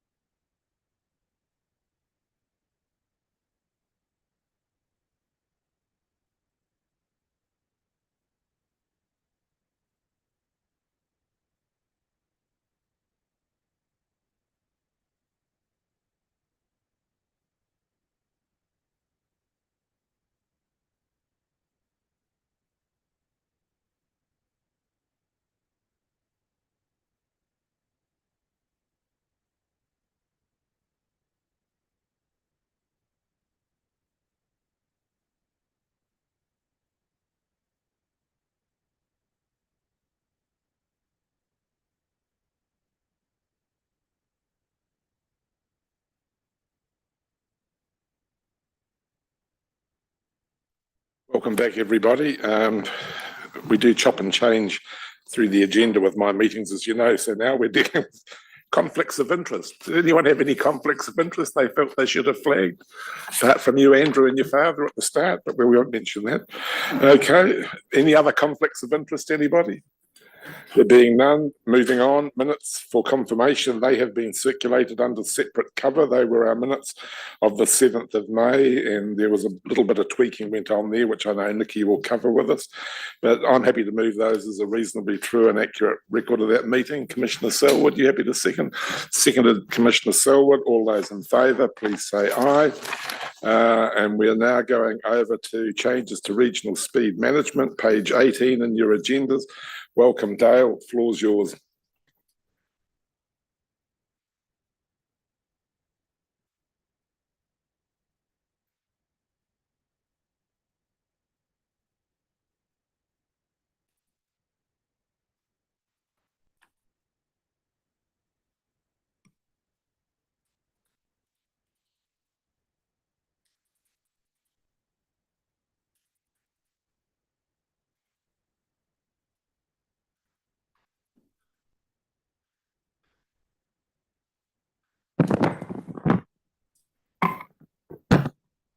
Thank you, Chair. Kia ora koutou, my name's Dale Clark. Relatively recent addition to the team here at Regional Council, having recently come from the Poriki District Council. So, yeah, just here to talk about the Regional Speed Management Plan. It's a bit of an update on where we're at in that progress, that process, and how we should proceed from here, given the changes to central government direction. So just to summarise the report, so we began the process of developing the Regional Speed Management Plan in 2023 after the requirement came on us to develop one under the 2022 rule, and that required it was made it mandatory for RTC to develop a Regional Speed Management Plan, and a set of principles was adopted by the RTC to guide us in developing that. So the main purpose of the regional plan was to consolidate individual road controlling authorities' plans into one and ensure there was consistent approach to setting speed limits across the region. Obviously, since then, we've had a number of changes. The new government has come in and amended the legislation that sets speed limits. Main point being that it's no longer a mandatory requirement for any RCA or the RTC. And progress on individual RCA's speed management plans has been mixed since this announcement and these changes. So we have Rotorua Lakes, KDC, ODC and NZTA all on hold with their plans. TCC and Western Bay are progressing a plan or plans based on focused on specific areas like schools, marae and town centres. And then Whakatane District appears to be following a similar approach, but subject to further workshops with their council. So what we've got is no longer a mandatory requirement, and we've also got an inconsistency across the region. So even if we did put together a regional speed management plan, it wouldn't really add any value. So David's alluded to the Minister an impending release of a new rule, and probably sooner than we expected. But it's kind of getting to the point where some councils have created their individual plans, and it's getting to our role in the process of consolidating those. So before we do that, we just thought we'd bring this to the RTC to request that we officially stop work on a regional speed management plan in light of the reasons I've outlined, and wait for any further direction from the Minister. We don't imagine that there will be an RTC requirement in the new rule, I guess we hope, potentially just left up to individual RCAs as was previously, but we won't know until we get that rule. After building up a level of excitement, we're going to euthanize it all, aren't we? So, okay. There's 3 recommendations there, and speaking to those, Worship Mayor Denia. Just have a question, actually, might be more for David. So as you know, we've adopted our speed management plan, and we're comfortable that we've navigated to the changing regulations and got to where we want to get to. I did have a concern though, and this is where David might better come in, is that for future changes that aren't related to schools and town centres and so on, it talks about a cost benefit analysis for changing the speed limit, and our concern there, which I think we submitted on, was that it turns what should be a straightforward bit of community feedback on what are dangerous roads or what speed they like into a potentially costly exercise for consultants to draw up a cost benefit analysis, which it sounds like it could be quite an expensive job for dozens and dozens of locations potentially. And I don't know if you have any insight, David, into what level of detail those things would require or anything like that. So the rule hasn't come out finally yet, but the indications we've had is what that is the minister saying, I want that to be a factor. I want the economic impact to be a factor that is considered by councils when they make their decisions. The versions we've seen to date, and this might change, so take this as with some caution, do not prescribe a BCA, best benefit cost assessment kind of process that you would do for a huge piece of infrastructure or something like that. Simply put, it says, where's the evidence that council have had presented to it in their decision-making process, an assessment of the economic impact. And that could be as simple for a local road as there's 3 businesses on this piece of road. If we slow them down to 80 kilometres an hour from 100 kilometres an hour, there will be 12 minutes of extra travel time. And that means, I don't know, this company can only run 4 trips a day instead of 5, or there is no impact. It could be as simple as that. For a State Highway 2 conversation, absolutely, it will be more complicated, and it will be, horses for courses. So at the moment, my understanding is that there's not an anticipation that you're going to go out and get Becca to write you a 30-page cost benefit assessment. Yeah, that's helpful. Not picking on Becca, because they do good work. Thank you, David. That's helpful to know. Thank you. Commissioner Selwood, and then His Worship the Mayor David Moore. I'm just happy to move the recommendation. It makes sense. That's noted. David. Yeah, I just want to thank Dale for the work. Just a clarification, we are down as being on hold, but we are forging ahead with some minor things that we can afford to do. We've got a state highway that runs through our town, and we've got some schools that have, we've got 3 roads in particular where if you cross that state highway at speed, you can get airborne. So some assistance may be there in future to get some speed restrictions on there would be appreciated. But I can talk to David another day about that one. Thank you. Seconded? Yep. Okay, any further speakers before I put it? It's been moved, Commissioner Selwood, seconded His Worship David Moore. All those in favour, please say aye. Against, carried. Thank you so much for your presentation, Nikki. Big item, big ticket item of the day.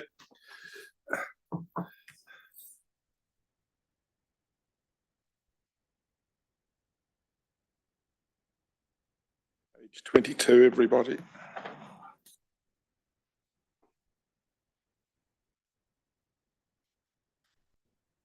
Well done again to you and the team for pulling all of this together. It's a mammoth piece of work.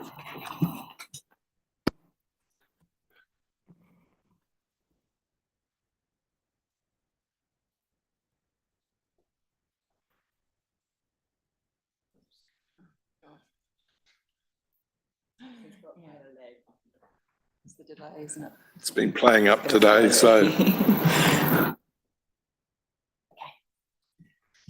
Tēnā koutou katoa. We'll revisit the recommendations at the end of this presentation.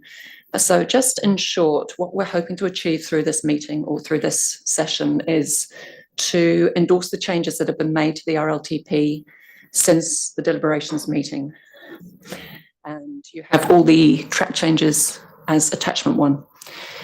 And secondly, for the RTC to recommend consideration of the draft final RLTP to the Bay of Plenty Regional Council for adoption. And that would be at a meeting on the 5th of June. So for those who haven't been involved in the process to date, and I don't think there's very many people in this room haven't been, but just in case there's anyone online, a quick summary of where we've come from. This year, we have undertaken community consultation across the Rohe, with engagement activities happening all across. And that happened between February and March. We had 133 submissions with 238 submission points to which staff have responded. And we had 22 people who were heard at the hearings. On the 7th of May, we had our deliberations meeting. And as a result of that, we have made changes to the draft RLTP, which I've just alluded to. From here, we're hoping to have the RLTP adopted by Regional Council, and then we would be submitting the final RLTP to NZTA on the 1st of August.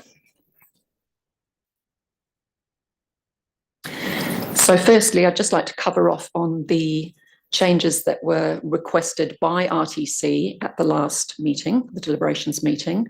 This first one was raised by Commissioner Selwood, and that was to progress an objective and headline target that better support an enabling housing transport priority. Now, it was a little bit more complicated than it seemed on paper, but we were trying to find an objective that would not mean an inordinate amount of work for all the TAs to collect data. So where we've landed is for Objective 6 to be amended to the transport system enables access to land for housing growth and creates connectivity between places where people live, work, learn and play. Okay, Commissioner Selwood, does that give you a high level of, dare I say, happiness as you go out the door? So has it landed where you wanted it to land? Yes, it does. Thank you. Wonderful. Keep going, Nikki. Thank you. And the corresponding headline target will be increase the number of urban residential addresses within 500 metres of primary road and public transport routes. Now, we did test this with the regional advisory group this week, and there were no problems with that, no issues. So my colleague Dale is actually very much involved in monitoring and assessing targets. So we're quite optimistic that we'll be able to measure and produce a meaningful target.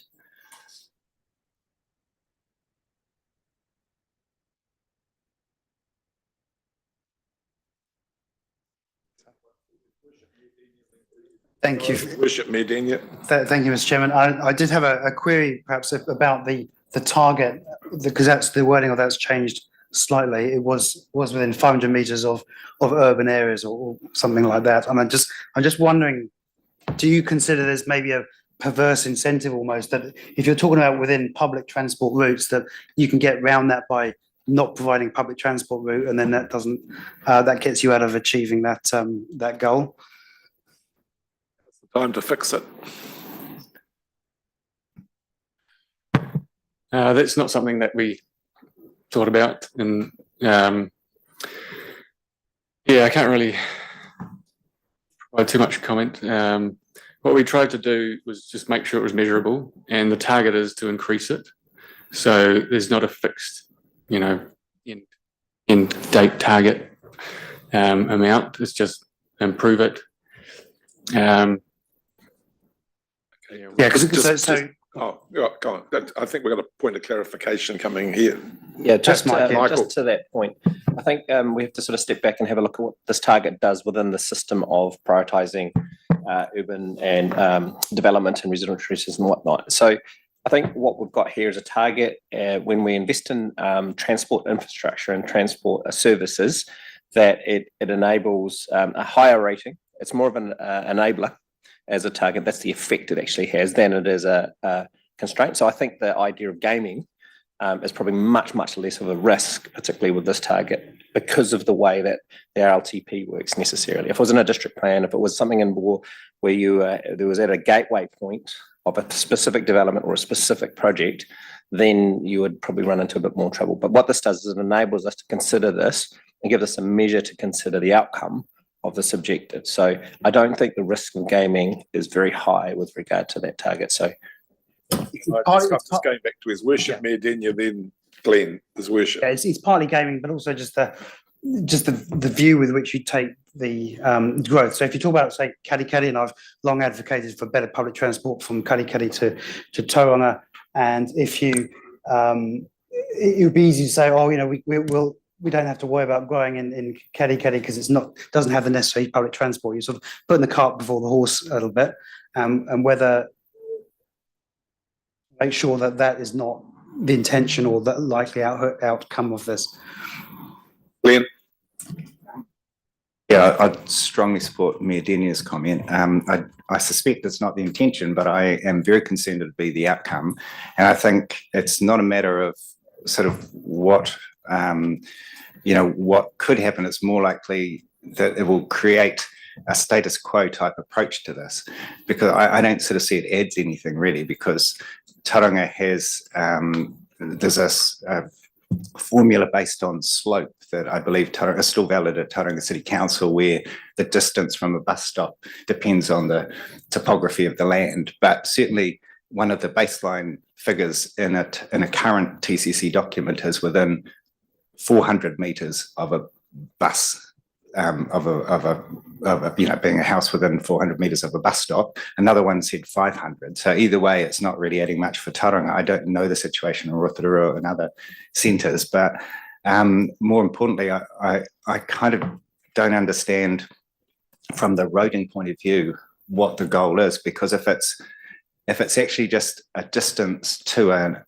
arterial type road, is that as important for people practically as the time it takes to get there? If we're worried about the economy and the movement of people, wouldn't that be more of an issue? Because you could have people stuck on highways around here that are taking so long to get somewhere that they're not worried about how long they've travelled. It's the actual time it takes to do it.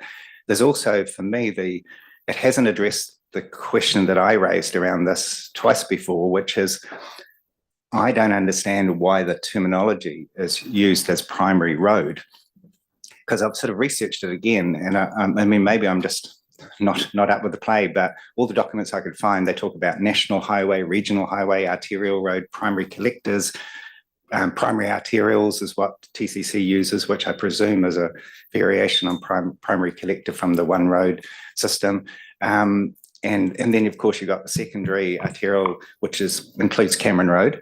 And then you've got the collector roads, which includes, for instance, in Tauranga situation, a good example would be Papamoa Beach Road.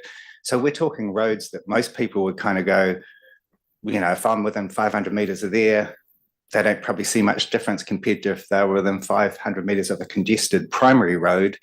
And then you sort of go, what's the end game here? Like, what are you actually trying to achieve out of this? And I strongly question whether this will make any difference at all to anything that anyone does. And I don't understand why we have targets that aren't going to create a good outcome. Commissioner Selwood, then the Honourable Ken Shirley. Commissioner Selwood. Thank you, Chair. And I share concerns of others about this objective, and it seems it's driven primarily by the availability of data. But to me, the target should measure the outcome we seek to achieve, which is number of houses enabled. And the original target actually did use the word enabled. I don't know that the 500 metres really helps us that much. So I would just simply have a target of the number of residential addresses enabled within, as a result of transport investments.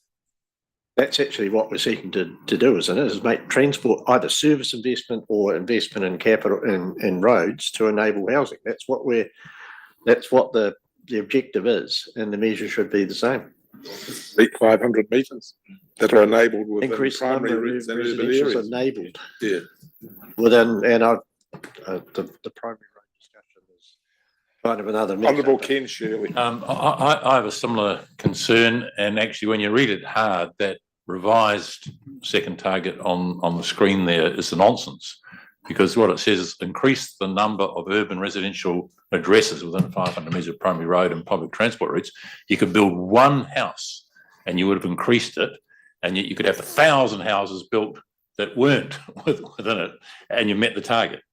So the way it's worded is just a nonsense, quite frankly. Going to do, Nikki, is Mike's going to play with some words and just move on the slides, and we'll come back to that one.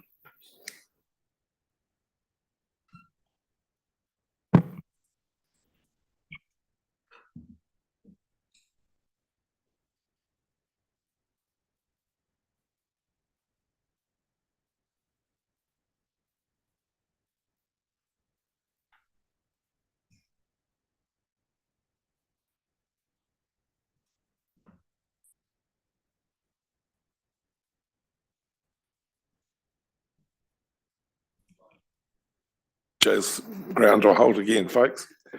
Hold on, just talk amongst yourselves for a minute.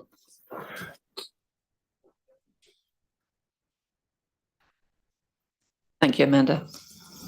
The second change that was requested at the last RTC meeting by Mayor Daniel was to consolidate State Highway 29 and 29A activities, which were identified as the State Highway 29, 29A package, into a single line item. So if you look at the left-hand side of the screen, that's how those projects were represented previously. And to the right is how they've been consolidated. So in the prioritised activity list, there's now a 1A, which is the State Highway 29, 29A activities. And then there's a 1B, which is the TCC contribution to those growth corridors. And beneath the table, there is an explanation of the different activities that make up that package. You with that, Commissioner Selwood?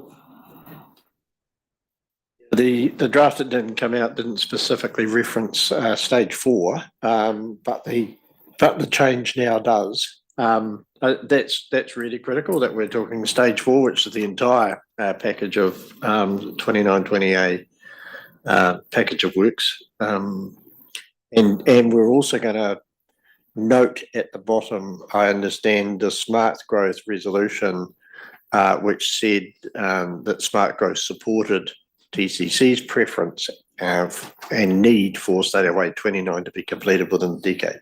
I have a slide on that. Right, thank you.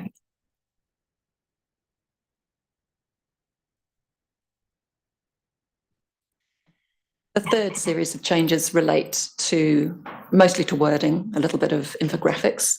So adding text to support alternative funding for infrastructure, amending the wording in the supporting regional growth priority in the 10-year transport priorities table to be further balanced, as it had a strong emphasis on public transport, to remove the dollar values in the infographic in the executive summary, list the transport priorities in the same order as those listed in the GPS, and to replace the wording gives effect to the GPS with is consistent with the GPS throughout to ensure consistency with the LTMA.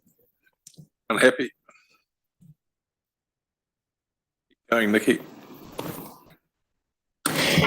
To the point that Commissioner Selwood raised, there was an error in the track changes that meant that on page 6 in the summary table, the project Tauranga State Highway 29, 29A did not include a comment on stage 4.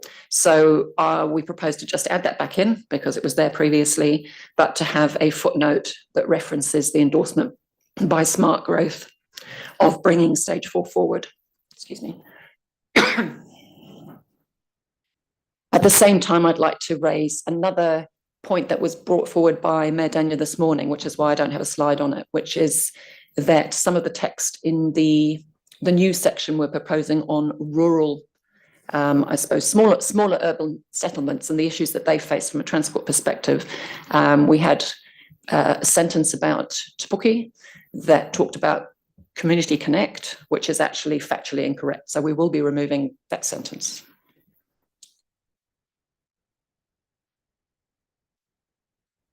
The other improvements I just wanted to focus on were ones that came out of the staff recommendations for changes to the RLTP, and some that have been brought to our attention in the last week by TCC. So the first one was better articulation of funding challenges and achieving value for money. So if you have read through the draft attachment, you will notice there's quite a lot of change to the rhetoric around funding. The inclusion of the short case studies that I just mentioned on smaller urban centres and the transport issues they face. The replacement of the graphs and some financials. Having said that, I'll bring up again that we cannot finalise all of these until all the LTP processes are complete. And we will be updating those over the next couple of weeks. And then finally, there were some changes to activities in the prioritised list. So the bus facility improvements for Tauranga Crossing was moved to a committed projects table. The Thornton Road Blueberry Curve safety improvement, which is a Whakatane project, has been removed. It's been re-evaluated and its CBA didn't stack up. The Marshall Avenue footpath upgrade and bulk road improvements have been moved to part of State Highway 2929A TCC projects. The Arataki area PT facility has been removed because TCC is not looking for funding for it from the NLTP. And the on-demand permanent service for Tauranga South and the Tauranga Harbour, I can't read it, sorry, Amanda. Public transport ferries and the hydrogen bus trial have all been moved to the unfunded, unprioritised list at the bottom of the table. They were previously sitting in a little table all by themselves in a different part of the document. So it makes sense for them all to be in the same place. Can you just pause for a moment, Glenn? Sure. Back on the previous slide, I might just be a bit slow on the uptake, but I couldn't understand Northern Corridor and for Tariko. I think I was reading it correctly, and I didn't quite understand the comments around it. I wondered if it may have been a little bit unclear if someone was watching online as well. If you could just clarify why Tariko is listed for Northern Corridor now and what that's trying to convey. Amanda, can you just switch back to the last slide? We're just having problems with the cursor, sorry. Is that the right one, Glenn? No, one more back. That one. Where it sort of talks about Northern Growth Corridor as opposed to Western Growth Corridor. I'm just thinking, is that? So there was an error, a previous error, Glenn, so I should probably have changed it. So what I did was I took a cut from a very old version of the document. And so the naming convention has been changed so that we're consistent right the way through. So it should actually be Western Growth Corridor. So apologies for that. That was you referred to with regard to Medenya was nothing to do with what was on this. No, this is just, yeah, this is something different. Keep going, Nikki. So my question is the RTC comfortable with the track changes suggested in attachment 1? Or do we have anything else? Can we go back to the deliberation first slide, Amanda? Deliberation changes requested, because Michael and Dale have got some words here to try and tidy this up.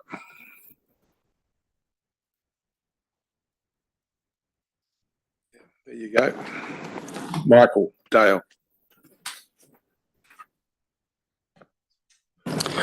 Sell it to us. Just whilst we're connecting the technology, I think Amanda is coming through to Amanda now as text. So to reflect conversation, what we're going to start with is increase the number of urban dwellings enabled by, and then I'll get some proper wording, by transport investment in the RLTP. The real wording will come. I'll just summarise it a bit. But the reason we're doing this is the following. What I understand the intent of the conversation to be is to make sure that we can show that growth is being enabled, particularly with the number of dwellings that are, we're using dwellings, not houses, number of dwellings that are related to a transport investment. Each transport investment is either small or large. And so the catchment for that could be big or small. And that is specific to each project. So hence the nervousness from the team around data collection. So what this means is that when you submit a proposal or project to the RLTP process, you need to quantify the level of housing you're going to enable within that project. Solves that data issue a bit, narrows it down to not having a massive spatial database that we have to go and traverse and then figure it out, but also means there's a job to do for each TLA with regard to its projects and TO. This information needs to be submitted in there in order for us to measure this to show that we're hitting this target. So committee members are comfortable with that as a background intent to this target, then that's something that we need to produce. Dale, is there anything else you wanted to add to that? Yeah, just suggesting that we change transport investment to significant activity, just to make it very clear what's what. To tie it into the definitions within the RLTP process. So are you changing these words, or you just? Selwood, do you want to say a few words? I'd like to put it on the screen so you can see it, and we'll just work that. Do you want to wait for it's on the screen? Okay, just you've got to go. Thank you so much. Thank you. Thanks, Greg. Thanks so much. Just talk amongst yourselves for a minute, everybody.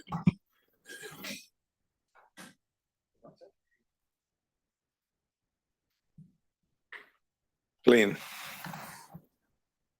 With my environmental sustainability advisor hat on, fully, as opposed to before, I'm just wondering, do you have the possibility of having, for instance, a measure percentage of new dwellings within 500 metres of a, highway, arterial, primary, secondary collector road and a public transport route?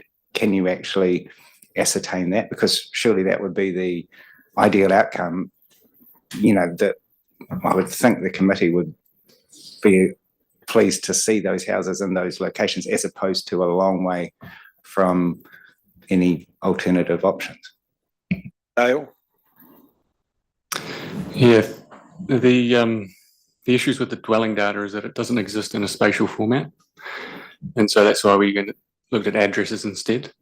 What we've come up with now puts the onus back on TAs to provide the data, what they think is going to be built versus what is actually built, and they'll be providing that to us for the measure. The original one primary route was defined by the One Network framework category in terms of classifying each road. Just to add to that, and maybe to ask a question, is the committee's intent that we need to specify a major primary route or a major public transport investment? At the moment, how this reads is that the significant transport proposal will do this work, and that'll give you a sense of how close you are getting to that target and achieving that outcome. But it's at the significant level. So if you're comfortable that that definition does that for you, then we'll leave the wording as it is. And I think that's staff's recommendation at this stage. Mr. Selwood. Yeah, I'm much happier with that wording because it's a direct assessment of what we're seeking to achieve. I mean, basically what we're wanting to do here is that we want to give priority to projects that enable housing across our region. And that measure will do that. To Glenn's point, I acknowledge the issue, but I think there are sufficient other objectives across. If you take them as a whole, it is very clear that we want to enable intensification along public transport corridors, etc. And those sort of concepts are embedded in the whole plan. So I think there's adequate balance. But this particular target was to make very clear that transport investment should enable housing. And that's really getting the nexus of both housing and transport and integrated development at the heart of our transport investment decision making. To be clear, I was thinking as a sub-target because all the other objectives have headline targets and sub-targets. That's kind of, I wasn't trying to take away from that headline one, but it just, it still seems like it's not covered from my perspective, but take the point that there is a wider context. So, Nikki, have we covered all your report and we're now just focusing on the reformatted recommendations? We are indeed. Amanda, can you put them up again for us?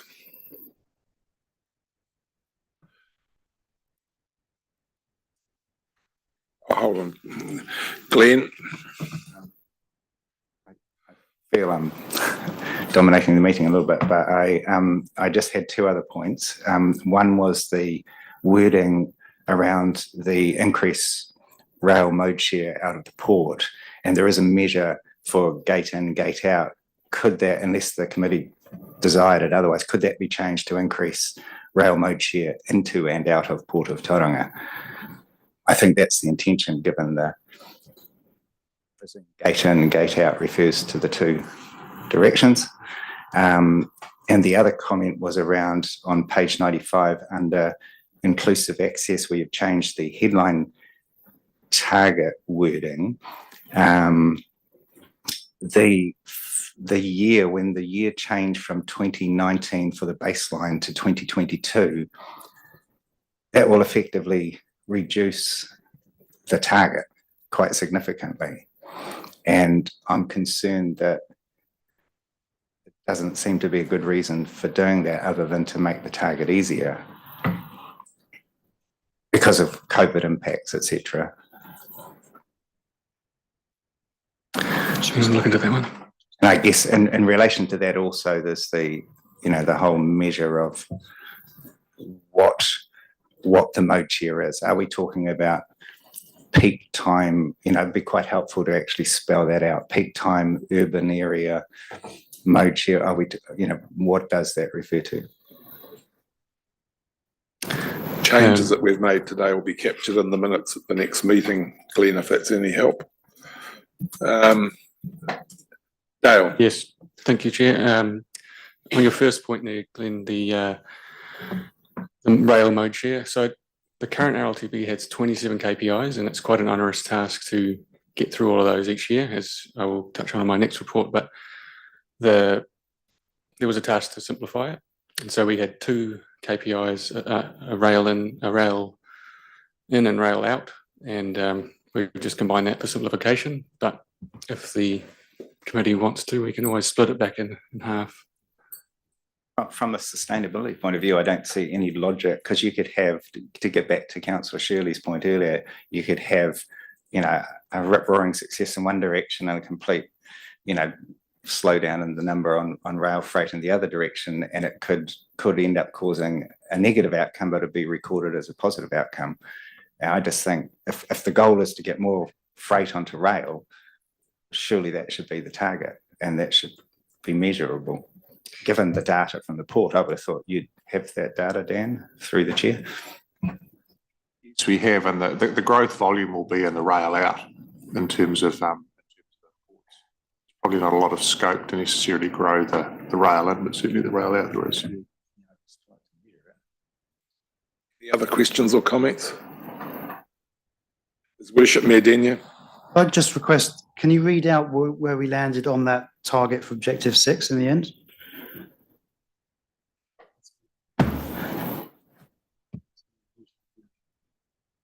Would you like me to read, or? I can read that. Thank you very much, Mike. Cheers. How are we going, everyone? Commissioner Selwood.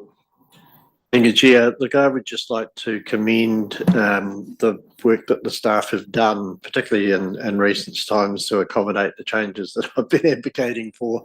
I do think we have shifted the plan in the right direction.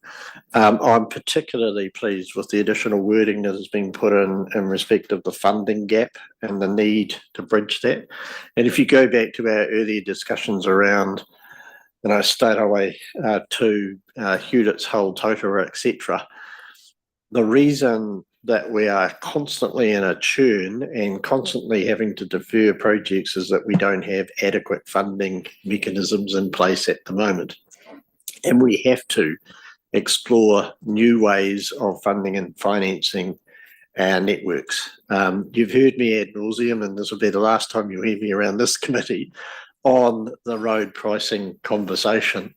But until we start looking at road pricing in some sort of shape or form, will not make progress. And this addition, I think, including the discussion of land value capture and other initiatives, other funding initiatives, I think is well underscored in the report, and I applaud the work that the council, that the staff have done to bulk up the plan in that regard. I'm more than happy for you to. I'm more than happy for you to add a fifth recommendation there, capturing those comments about commending the staff. If you're so very happy to add that. Okay. I don't think that needs a seconder. We'll add it to the list, number 5. Any further comments about the recommendations? We're nearly there, everybody. So are you happy to move that, Commissioner Selwood? And is Worship Mayor Moore, are you happy to second that? It's been seconded. Any further speakers to or for the recommendations with the additional of the final one? Heaping praise on the staff. I'll put it. All those in favour, please say aye. Against, carried. Well done, everybody. Well done. Well done to the team. Moving on. Nikki, I think you're still in the hot seat. I think it's Dale next. Oh, Dale's going to do this one, is he? Okay, Dale. Yeah, so I touched on this before. This is the this report is the annual monitoring report for the RLTP. And just to clarify, that's the 2021 RLTP and our progress against the KPIs set in that for the 22 to 23 year. So I won't go into too much detail because there is quite a lot, but I'll just want to clarify. I just want to make a note that, you know, there's 27 KPI in here, and there's a number of factors that influence their results. You know, our progress in the RLTP and delivering that is not the only thing that influences the results of these KPIs. Yeah, so just want to touch on some highs and lows of our performance this year. So particularly where we performed well was in KPIs relating to the way people are travelling and what modes of transport they're using. So that's KPIs 13 through 19. So they've all showed results in the direction that we want, most of which have met the targets, one of which didn't, but is showing, you know, it's moving towards the target. So it's really indicating that people are travelling more by walking, cycling and PT, while travelling less in cars and in single occupancy vehicles. You know, there's been a significant investment in this area over the last few years, so potentially attribute it to that, as well as potential influence of cost of living over the last couple of years makes a big difference to people's travel behaviours. An area of poor performance is around road safety. So the overall deaths and serious injuries for the region is actually decreasing, which is good, but it's not on track to meeting our target. But although, you know, even though we're seeing that decrease, we're seeing an increase in DSIs relating to poor driver behaviour, like speeding and driving under the influence of alcohol and drugs. And that's pretty much it. Let's take any questions. Very straightforward. I'm happy to receive that report, seconded by the Honourable Ken Shirley. Any? Oh no, Glenn, you're having a good day. Oh God, I'm Lex Chairman, aren't I? Go for it. Up to your left. I have this mode share. I touched on it before. I guess I question that mode share. I kind of don't understand where the data came from, because I got data from regional council around the PT, and it doesn't match those. I can't make those figures match anywhere near. So I presume there's a logic behind it. I'm not questioning, you know, that you didn't get official data, but I'm just wondering whether data and regional PT committee reports give a better indication, because what it looks like to me here is you have a mixture of mode share by distance and by the number of trips. So you've got I think it referred to the distance cycled, the time spent walking, and I think that what I've understood before is that the PT is the number of trips. So you have all three of those, which, you know, all give very different answers. You know, to imagine if you had the distance traveled by walking, or that kind of, you know, you get a very different outcome. And I'm sort of also, having seen some national data, it seems we've really bucked the trend in terms of walking mode share. And I don't quite understand that and whether it refers, you know, in fact, the whole package, whether that refers to urban or across the whole region, whether it refers to peak time or at all 24/7. And perhaps if you could just clarify a little bit of that, and then if we could get access to some of that data, I think, because this is, in a way, this is the core of what the previous RLTP was trying to do, was to increase some of these mode shares. And it's almost like at the last the last little ditch of the 3-year time frame, we've suddenly got right. Well, we're all sorted now with this, and I look at it and I think it doesn't sort of gel for me. Yeah, through you, Chair, I can clarify that. Thanks, Glenn. So mode share, like I said at the start, was, all of these are influenced by so many different factors. Mode share in this KPI is by trips from what I can remember. I can clarify that later on with you if you'd like. But in that headline target, it's all by number of trips. The data comes from the Household Travel Survey, which the Ministry of Transport provides, and it's a 3-year rolling average of results.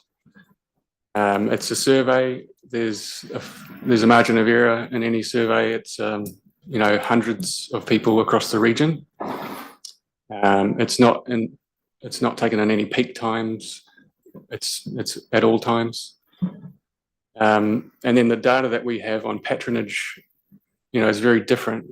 The number of PT boardings is very different to PT mode share, where the influences are, quite, although it's still PT and PT, mode share versus patronage, there's no real easy way to see if you increase patronage by X amount, you would see an equivalent mode share increase. If people drive less, then PT mode share could go up and patronage could stay the same in theory. I guess through the chair, for me, the idea that the official data around the bus patronage across the Bay of Plenty didn't show a more than doubling of PT mode share, I just kind of say, doesn't that question the whole usefulness of this data? Because within 1 year, your council knows full well that you didn't get a more than doubling of PT mode share across the Bay. But that's probably, from my understanding, that's the big measure that we're looking collectively as a region to increase. I think walking is less of a focus, to be perfectly honest, because of the number of kilometres covered by walking. The big gap in the Bay of Plenty has always been the lack of public transport mode share, and that's why I'm concerned that we're sort of painting a bit of a rosier picture here than reality has shown. Michael? Through you, Mr. Chair. Look, I think, Glenn, what you're indicating, and I guess your avid interest in the data across our LTP shows the perennial problem with data, particularly with transport and its performance. It has been a challenge, and it's a challenge in our LTP and others. And it's a bit of a question. I mean, I worked in Tauranga here 15 years ago, and the annual travel to work survey was the number one source of information, and it was the most legitimate source that you could use. But even that has its problems. And I think what you're sort of identifying and helping us identify really is it's hard work. Getting that and getting it to really drive into the targets that you're talking about. I think, maybe as a bit of a parting shot, as much as anything, I think the collection of data in order to test the performance of transport investment is difficult. And if it's something that this committee wants to drive into, then I think you need to put some time and money into it. And how do we go about doing it? Because it is possible to do it better. Absolutely it is. But there's a consequence to it. And I think it's going to be hard to defend every data point and veracity of each survey, and it's how much the sample size is and how much inference we can take for it. And so what we've presented you is the information as it is, and possibly without the cover note around actually this is how much you can rely on this as a data point in time. But maybe there's actually a bit more of a fundamental problem that we're trying to overcome with the information sets that we've got. So I think I've got some great sympathy for anyone who's in transport planning around this, because it's difficult, but at the same time, it is something that we could do better as a group of transport organisations and transport professionals around, but we will need to focus on it going forward. So it doesn't answer your question, I'm afraid, Glenn. It just provides a bit of context to some of the data sets that we use, the balance between ease and drilling in and actually getting a performance measure, which you quite rightly point out, that actually describes the situation in its real terms. So it's quite difficult, I guess, is my overarching message. I acknowledge Councillor Von Dadelson on Zoom. Welcome. Andrew, comments? You're on silent, my friend. Sorry about that. Can I just make the comment that when the public transport held its hearings on its plan, and it made a very aspirational target for mode shift, and we all knew that it was exceptionally stretched to get there. However, it was the desire of the Transport Committee as a whole, of the whole region, to set that target at that aspirational level, recognising that it was unlikely to achieve it. These things we try to work collaboratively. I thought it was far too extreme a target personally, and it was never going to be even close to achieving. We have, however, made progress in the last couple of years on mode share, and staff would be. I just don't have it off the top of my head, so I won't quote the figures.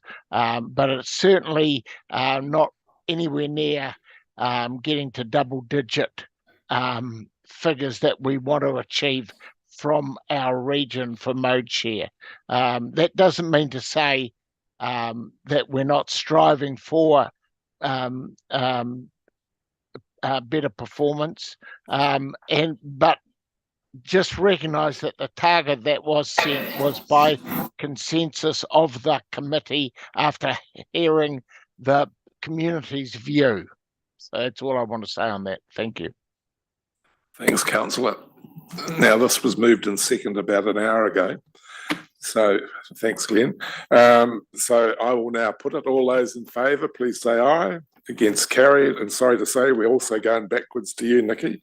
The sub-regional road safety educational and promotional update, we only received that, so I'm happy to move that it be received. Seconded, Commissioner Selwood. All those in favour, please say aye. Against, carried.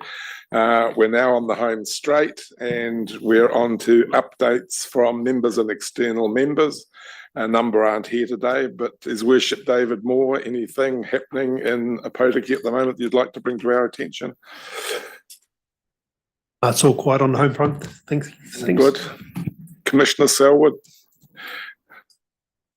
Thank you, Chair. I'd just like to acknowledge all of the members around the table. I think this will be my last meeting at the Regional Transport Committee, with my term finishing very soon. I've really enjoyed the interaction. I hope I haven't laboured too much the various issues, though I'm very pleased that they are now being recognised. As I made the comment earlier, I think the biggest challenge in front of us is how we fund and finance our transport investment into the future. We're making some steps forward and at least declaring and recognising the problem and identifying some potential solutions. I had hoped that I might be able to make more of a mark by way of progressing our smart trip proposal. Unfortunately, the wheels of central government decision making are very slow on enabling the legislation that might trigger those sorts of changes. So my challenge to you all in my departure is that you may pick up somewhere where I left off to advance the conversation of how we might fund transport investment in the region in the future. But thank you all, and I wish you well for the best, all the best for the future, I should say. His Worship Mayor Denyer. You've probably heard quite enough about Western Bay Roads this morning, but I will just mention that earlier this month we did adopt our Section 17A review on transportation, and that follows the falling over of the contract we had with Waikatai and WSP and so on earlier. So that's moving changes afoot there, but yeah, we'll see where we land. Thank you. David, you've had a fair go at it today. I think you've heard enough from me today. We haven't got Kiwi Rail with us. Glenn Crowther. I am actually here, Lyle. Oh, beg your pardon, Angus. You're hiding in the darkness. Oh, welcome, sorry. Angus. I have been patiently watching with my camera turned off, so I don't. My apologies. You're off stage there. Anything you'd like to say? Anything happening in Kiwi realm? Yes, just a couple of things. First of all, thank you very much to your officials for their engagement with us over the production of your RLTP. Always a high quality and professional team at the Bay of Plenty Regional Council. I know my team really valued the engagements the last few months. And just a very brief update. So similar to what David said a couple of hours ago, just saying that to prove that I have been listening the entire way through. Like the State Highway Investment Program, which is a bit of a closed piece, not a wish list, our rail network investment program is still being produced in response to the draft GPS and the near soon final GPS. But for the sake of saying the obvious, one of the key priorities in the government's GPS for rail is investing in the Golden Triangle and prioritising that level of investment. So I wouldn't expect to see a substantially changed arrangement when it comes to investment up in your neck of the woods. So looking forward to sharing that with folks when we're able to in a couple of months' time. No, good to have you here. And apologies again, Angus.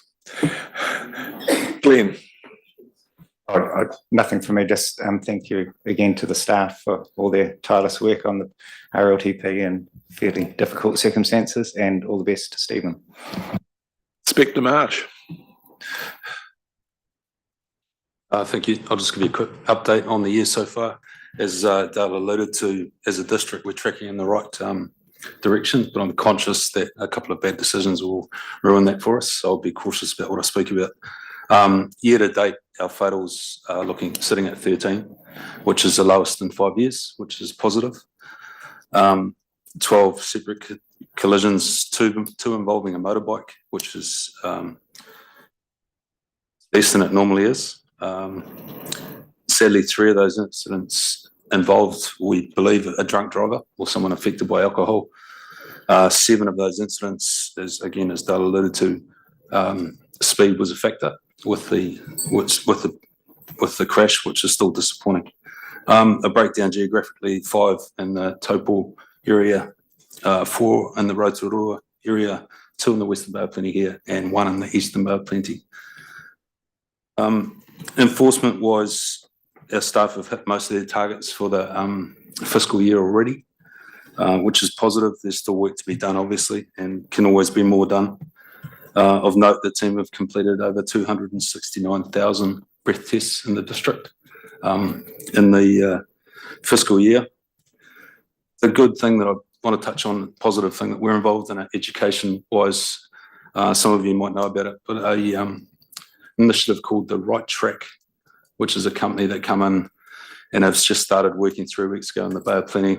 We're doing somewhat of a pilot with it, where applicants are referred to the Right Track by means of various forms, with diversion or through the courts or through self-referral.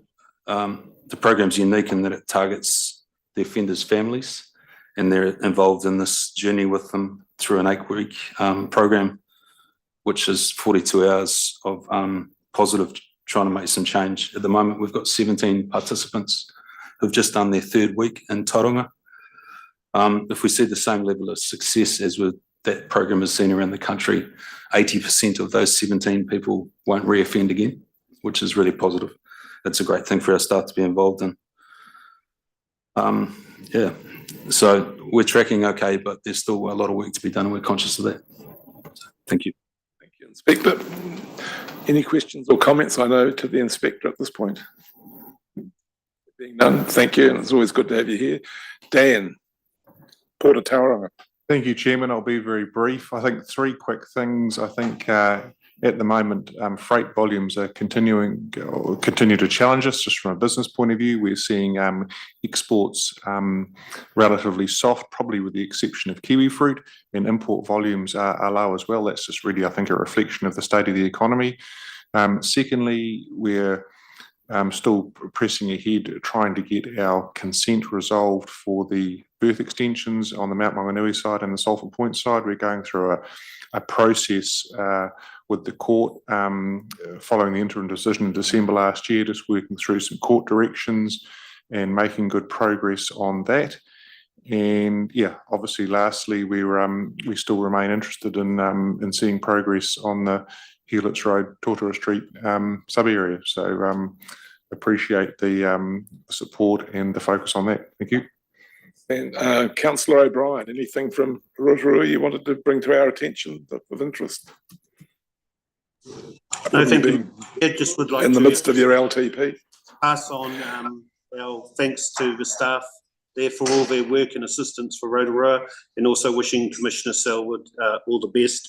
He's been a strong and dedicated advocate for Tauranga, so all the best to him.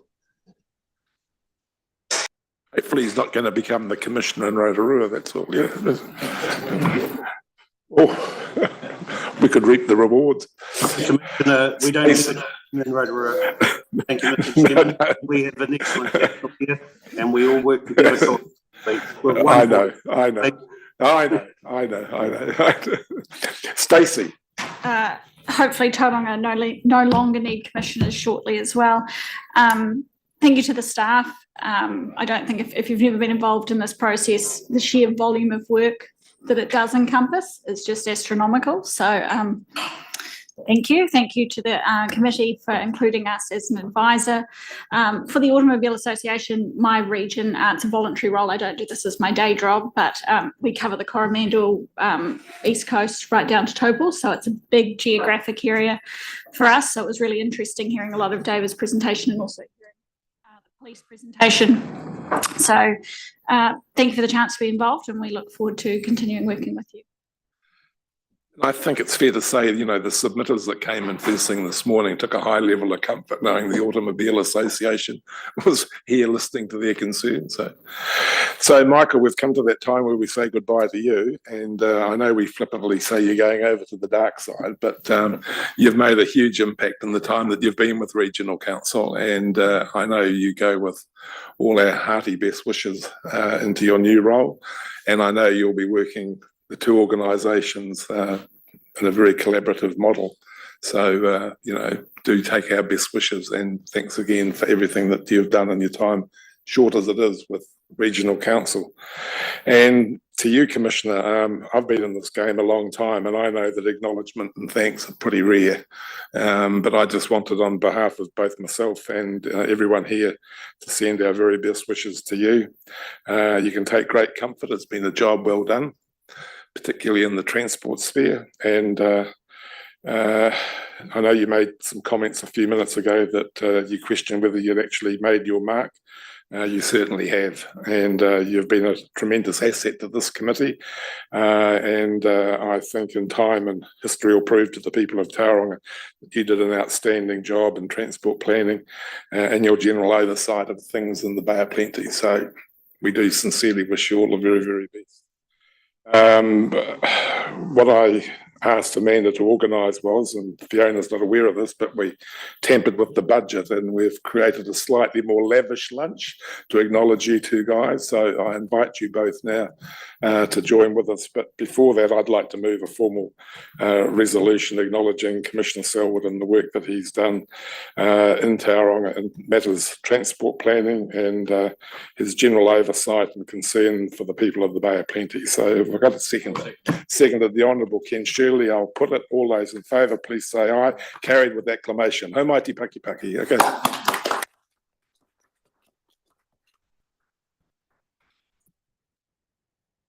Close the meeting and invite everyone to join us for lunch.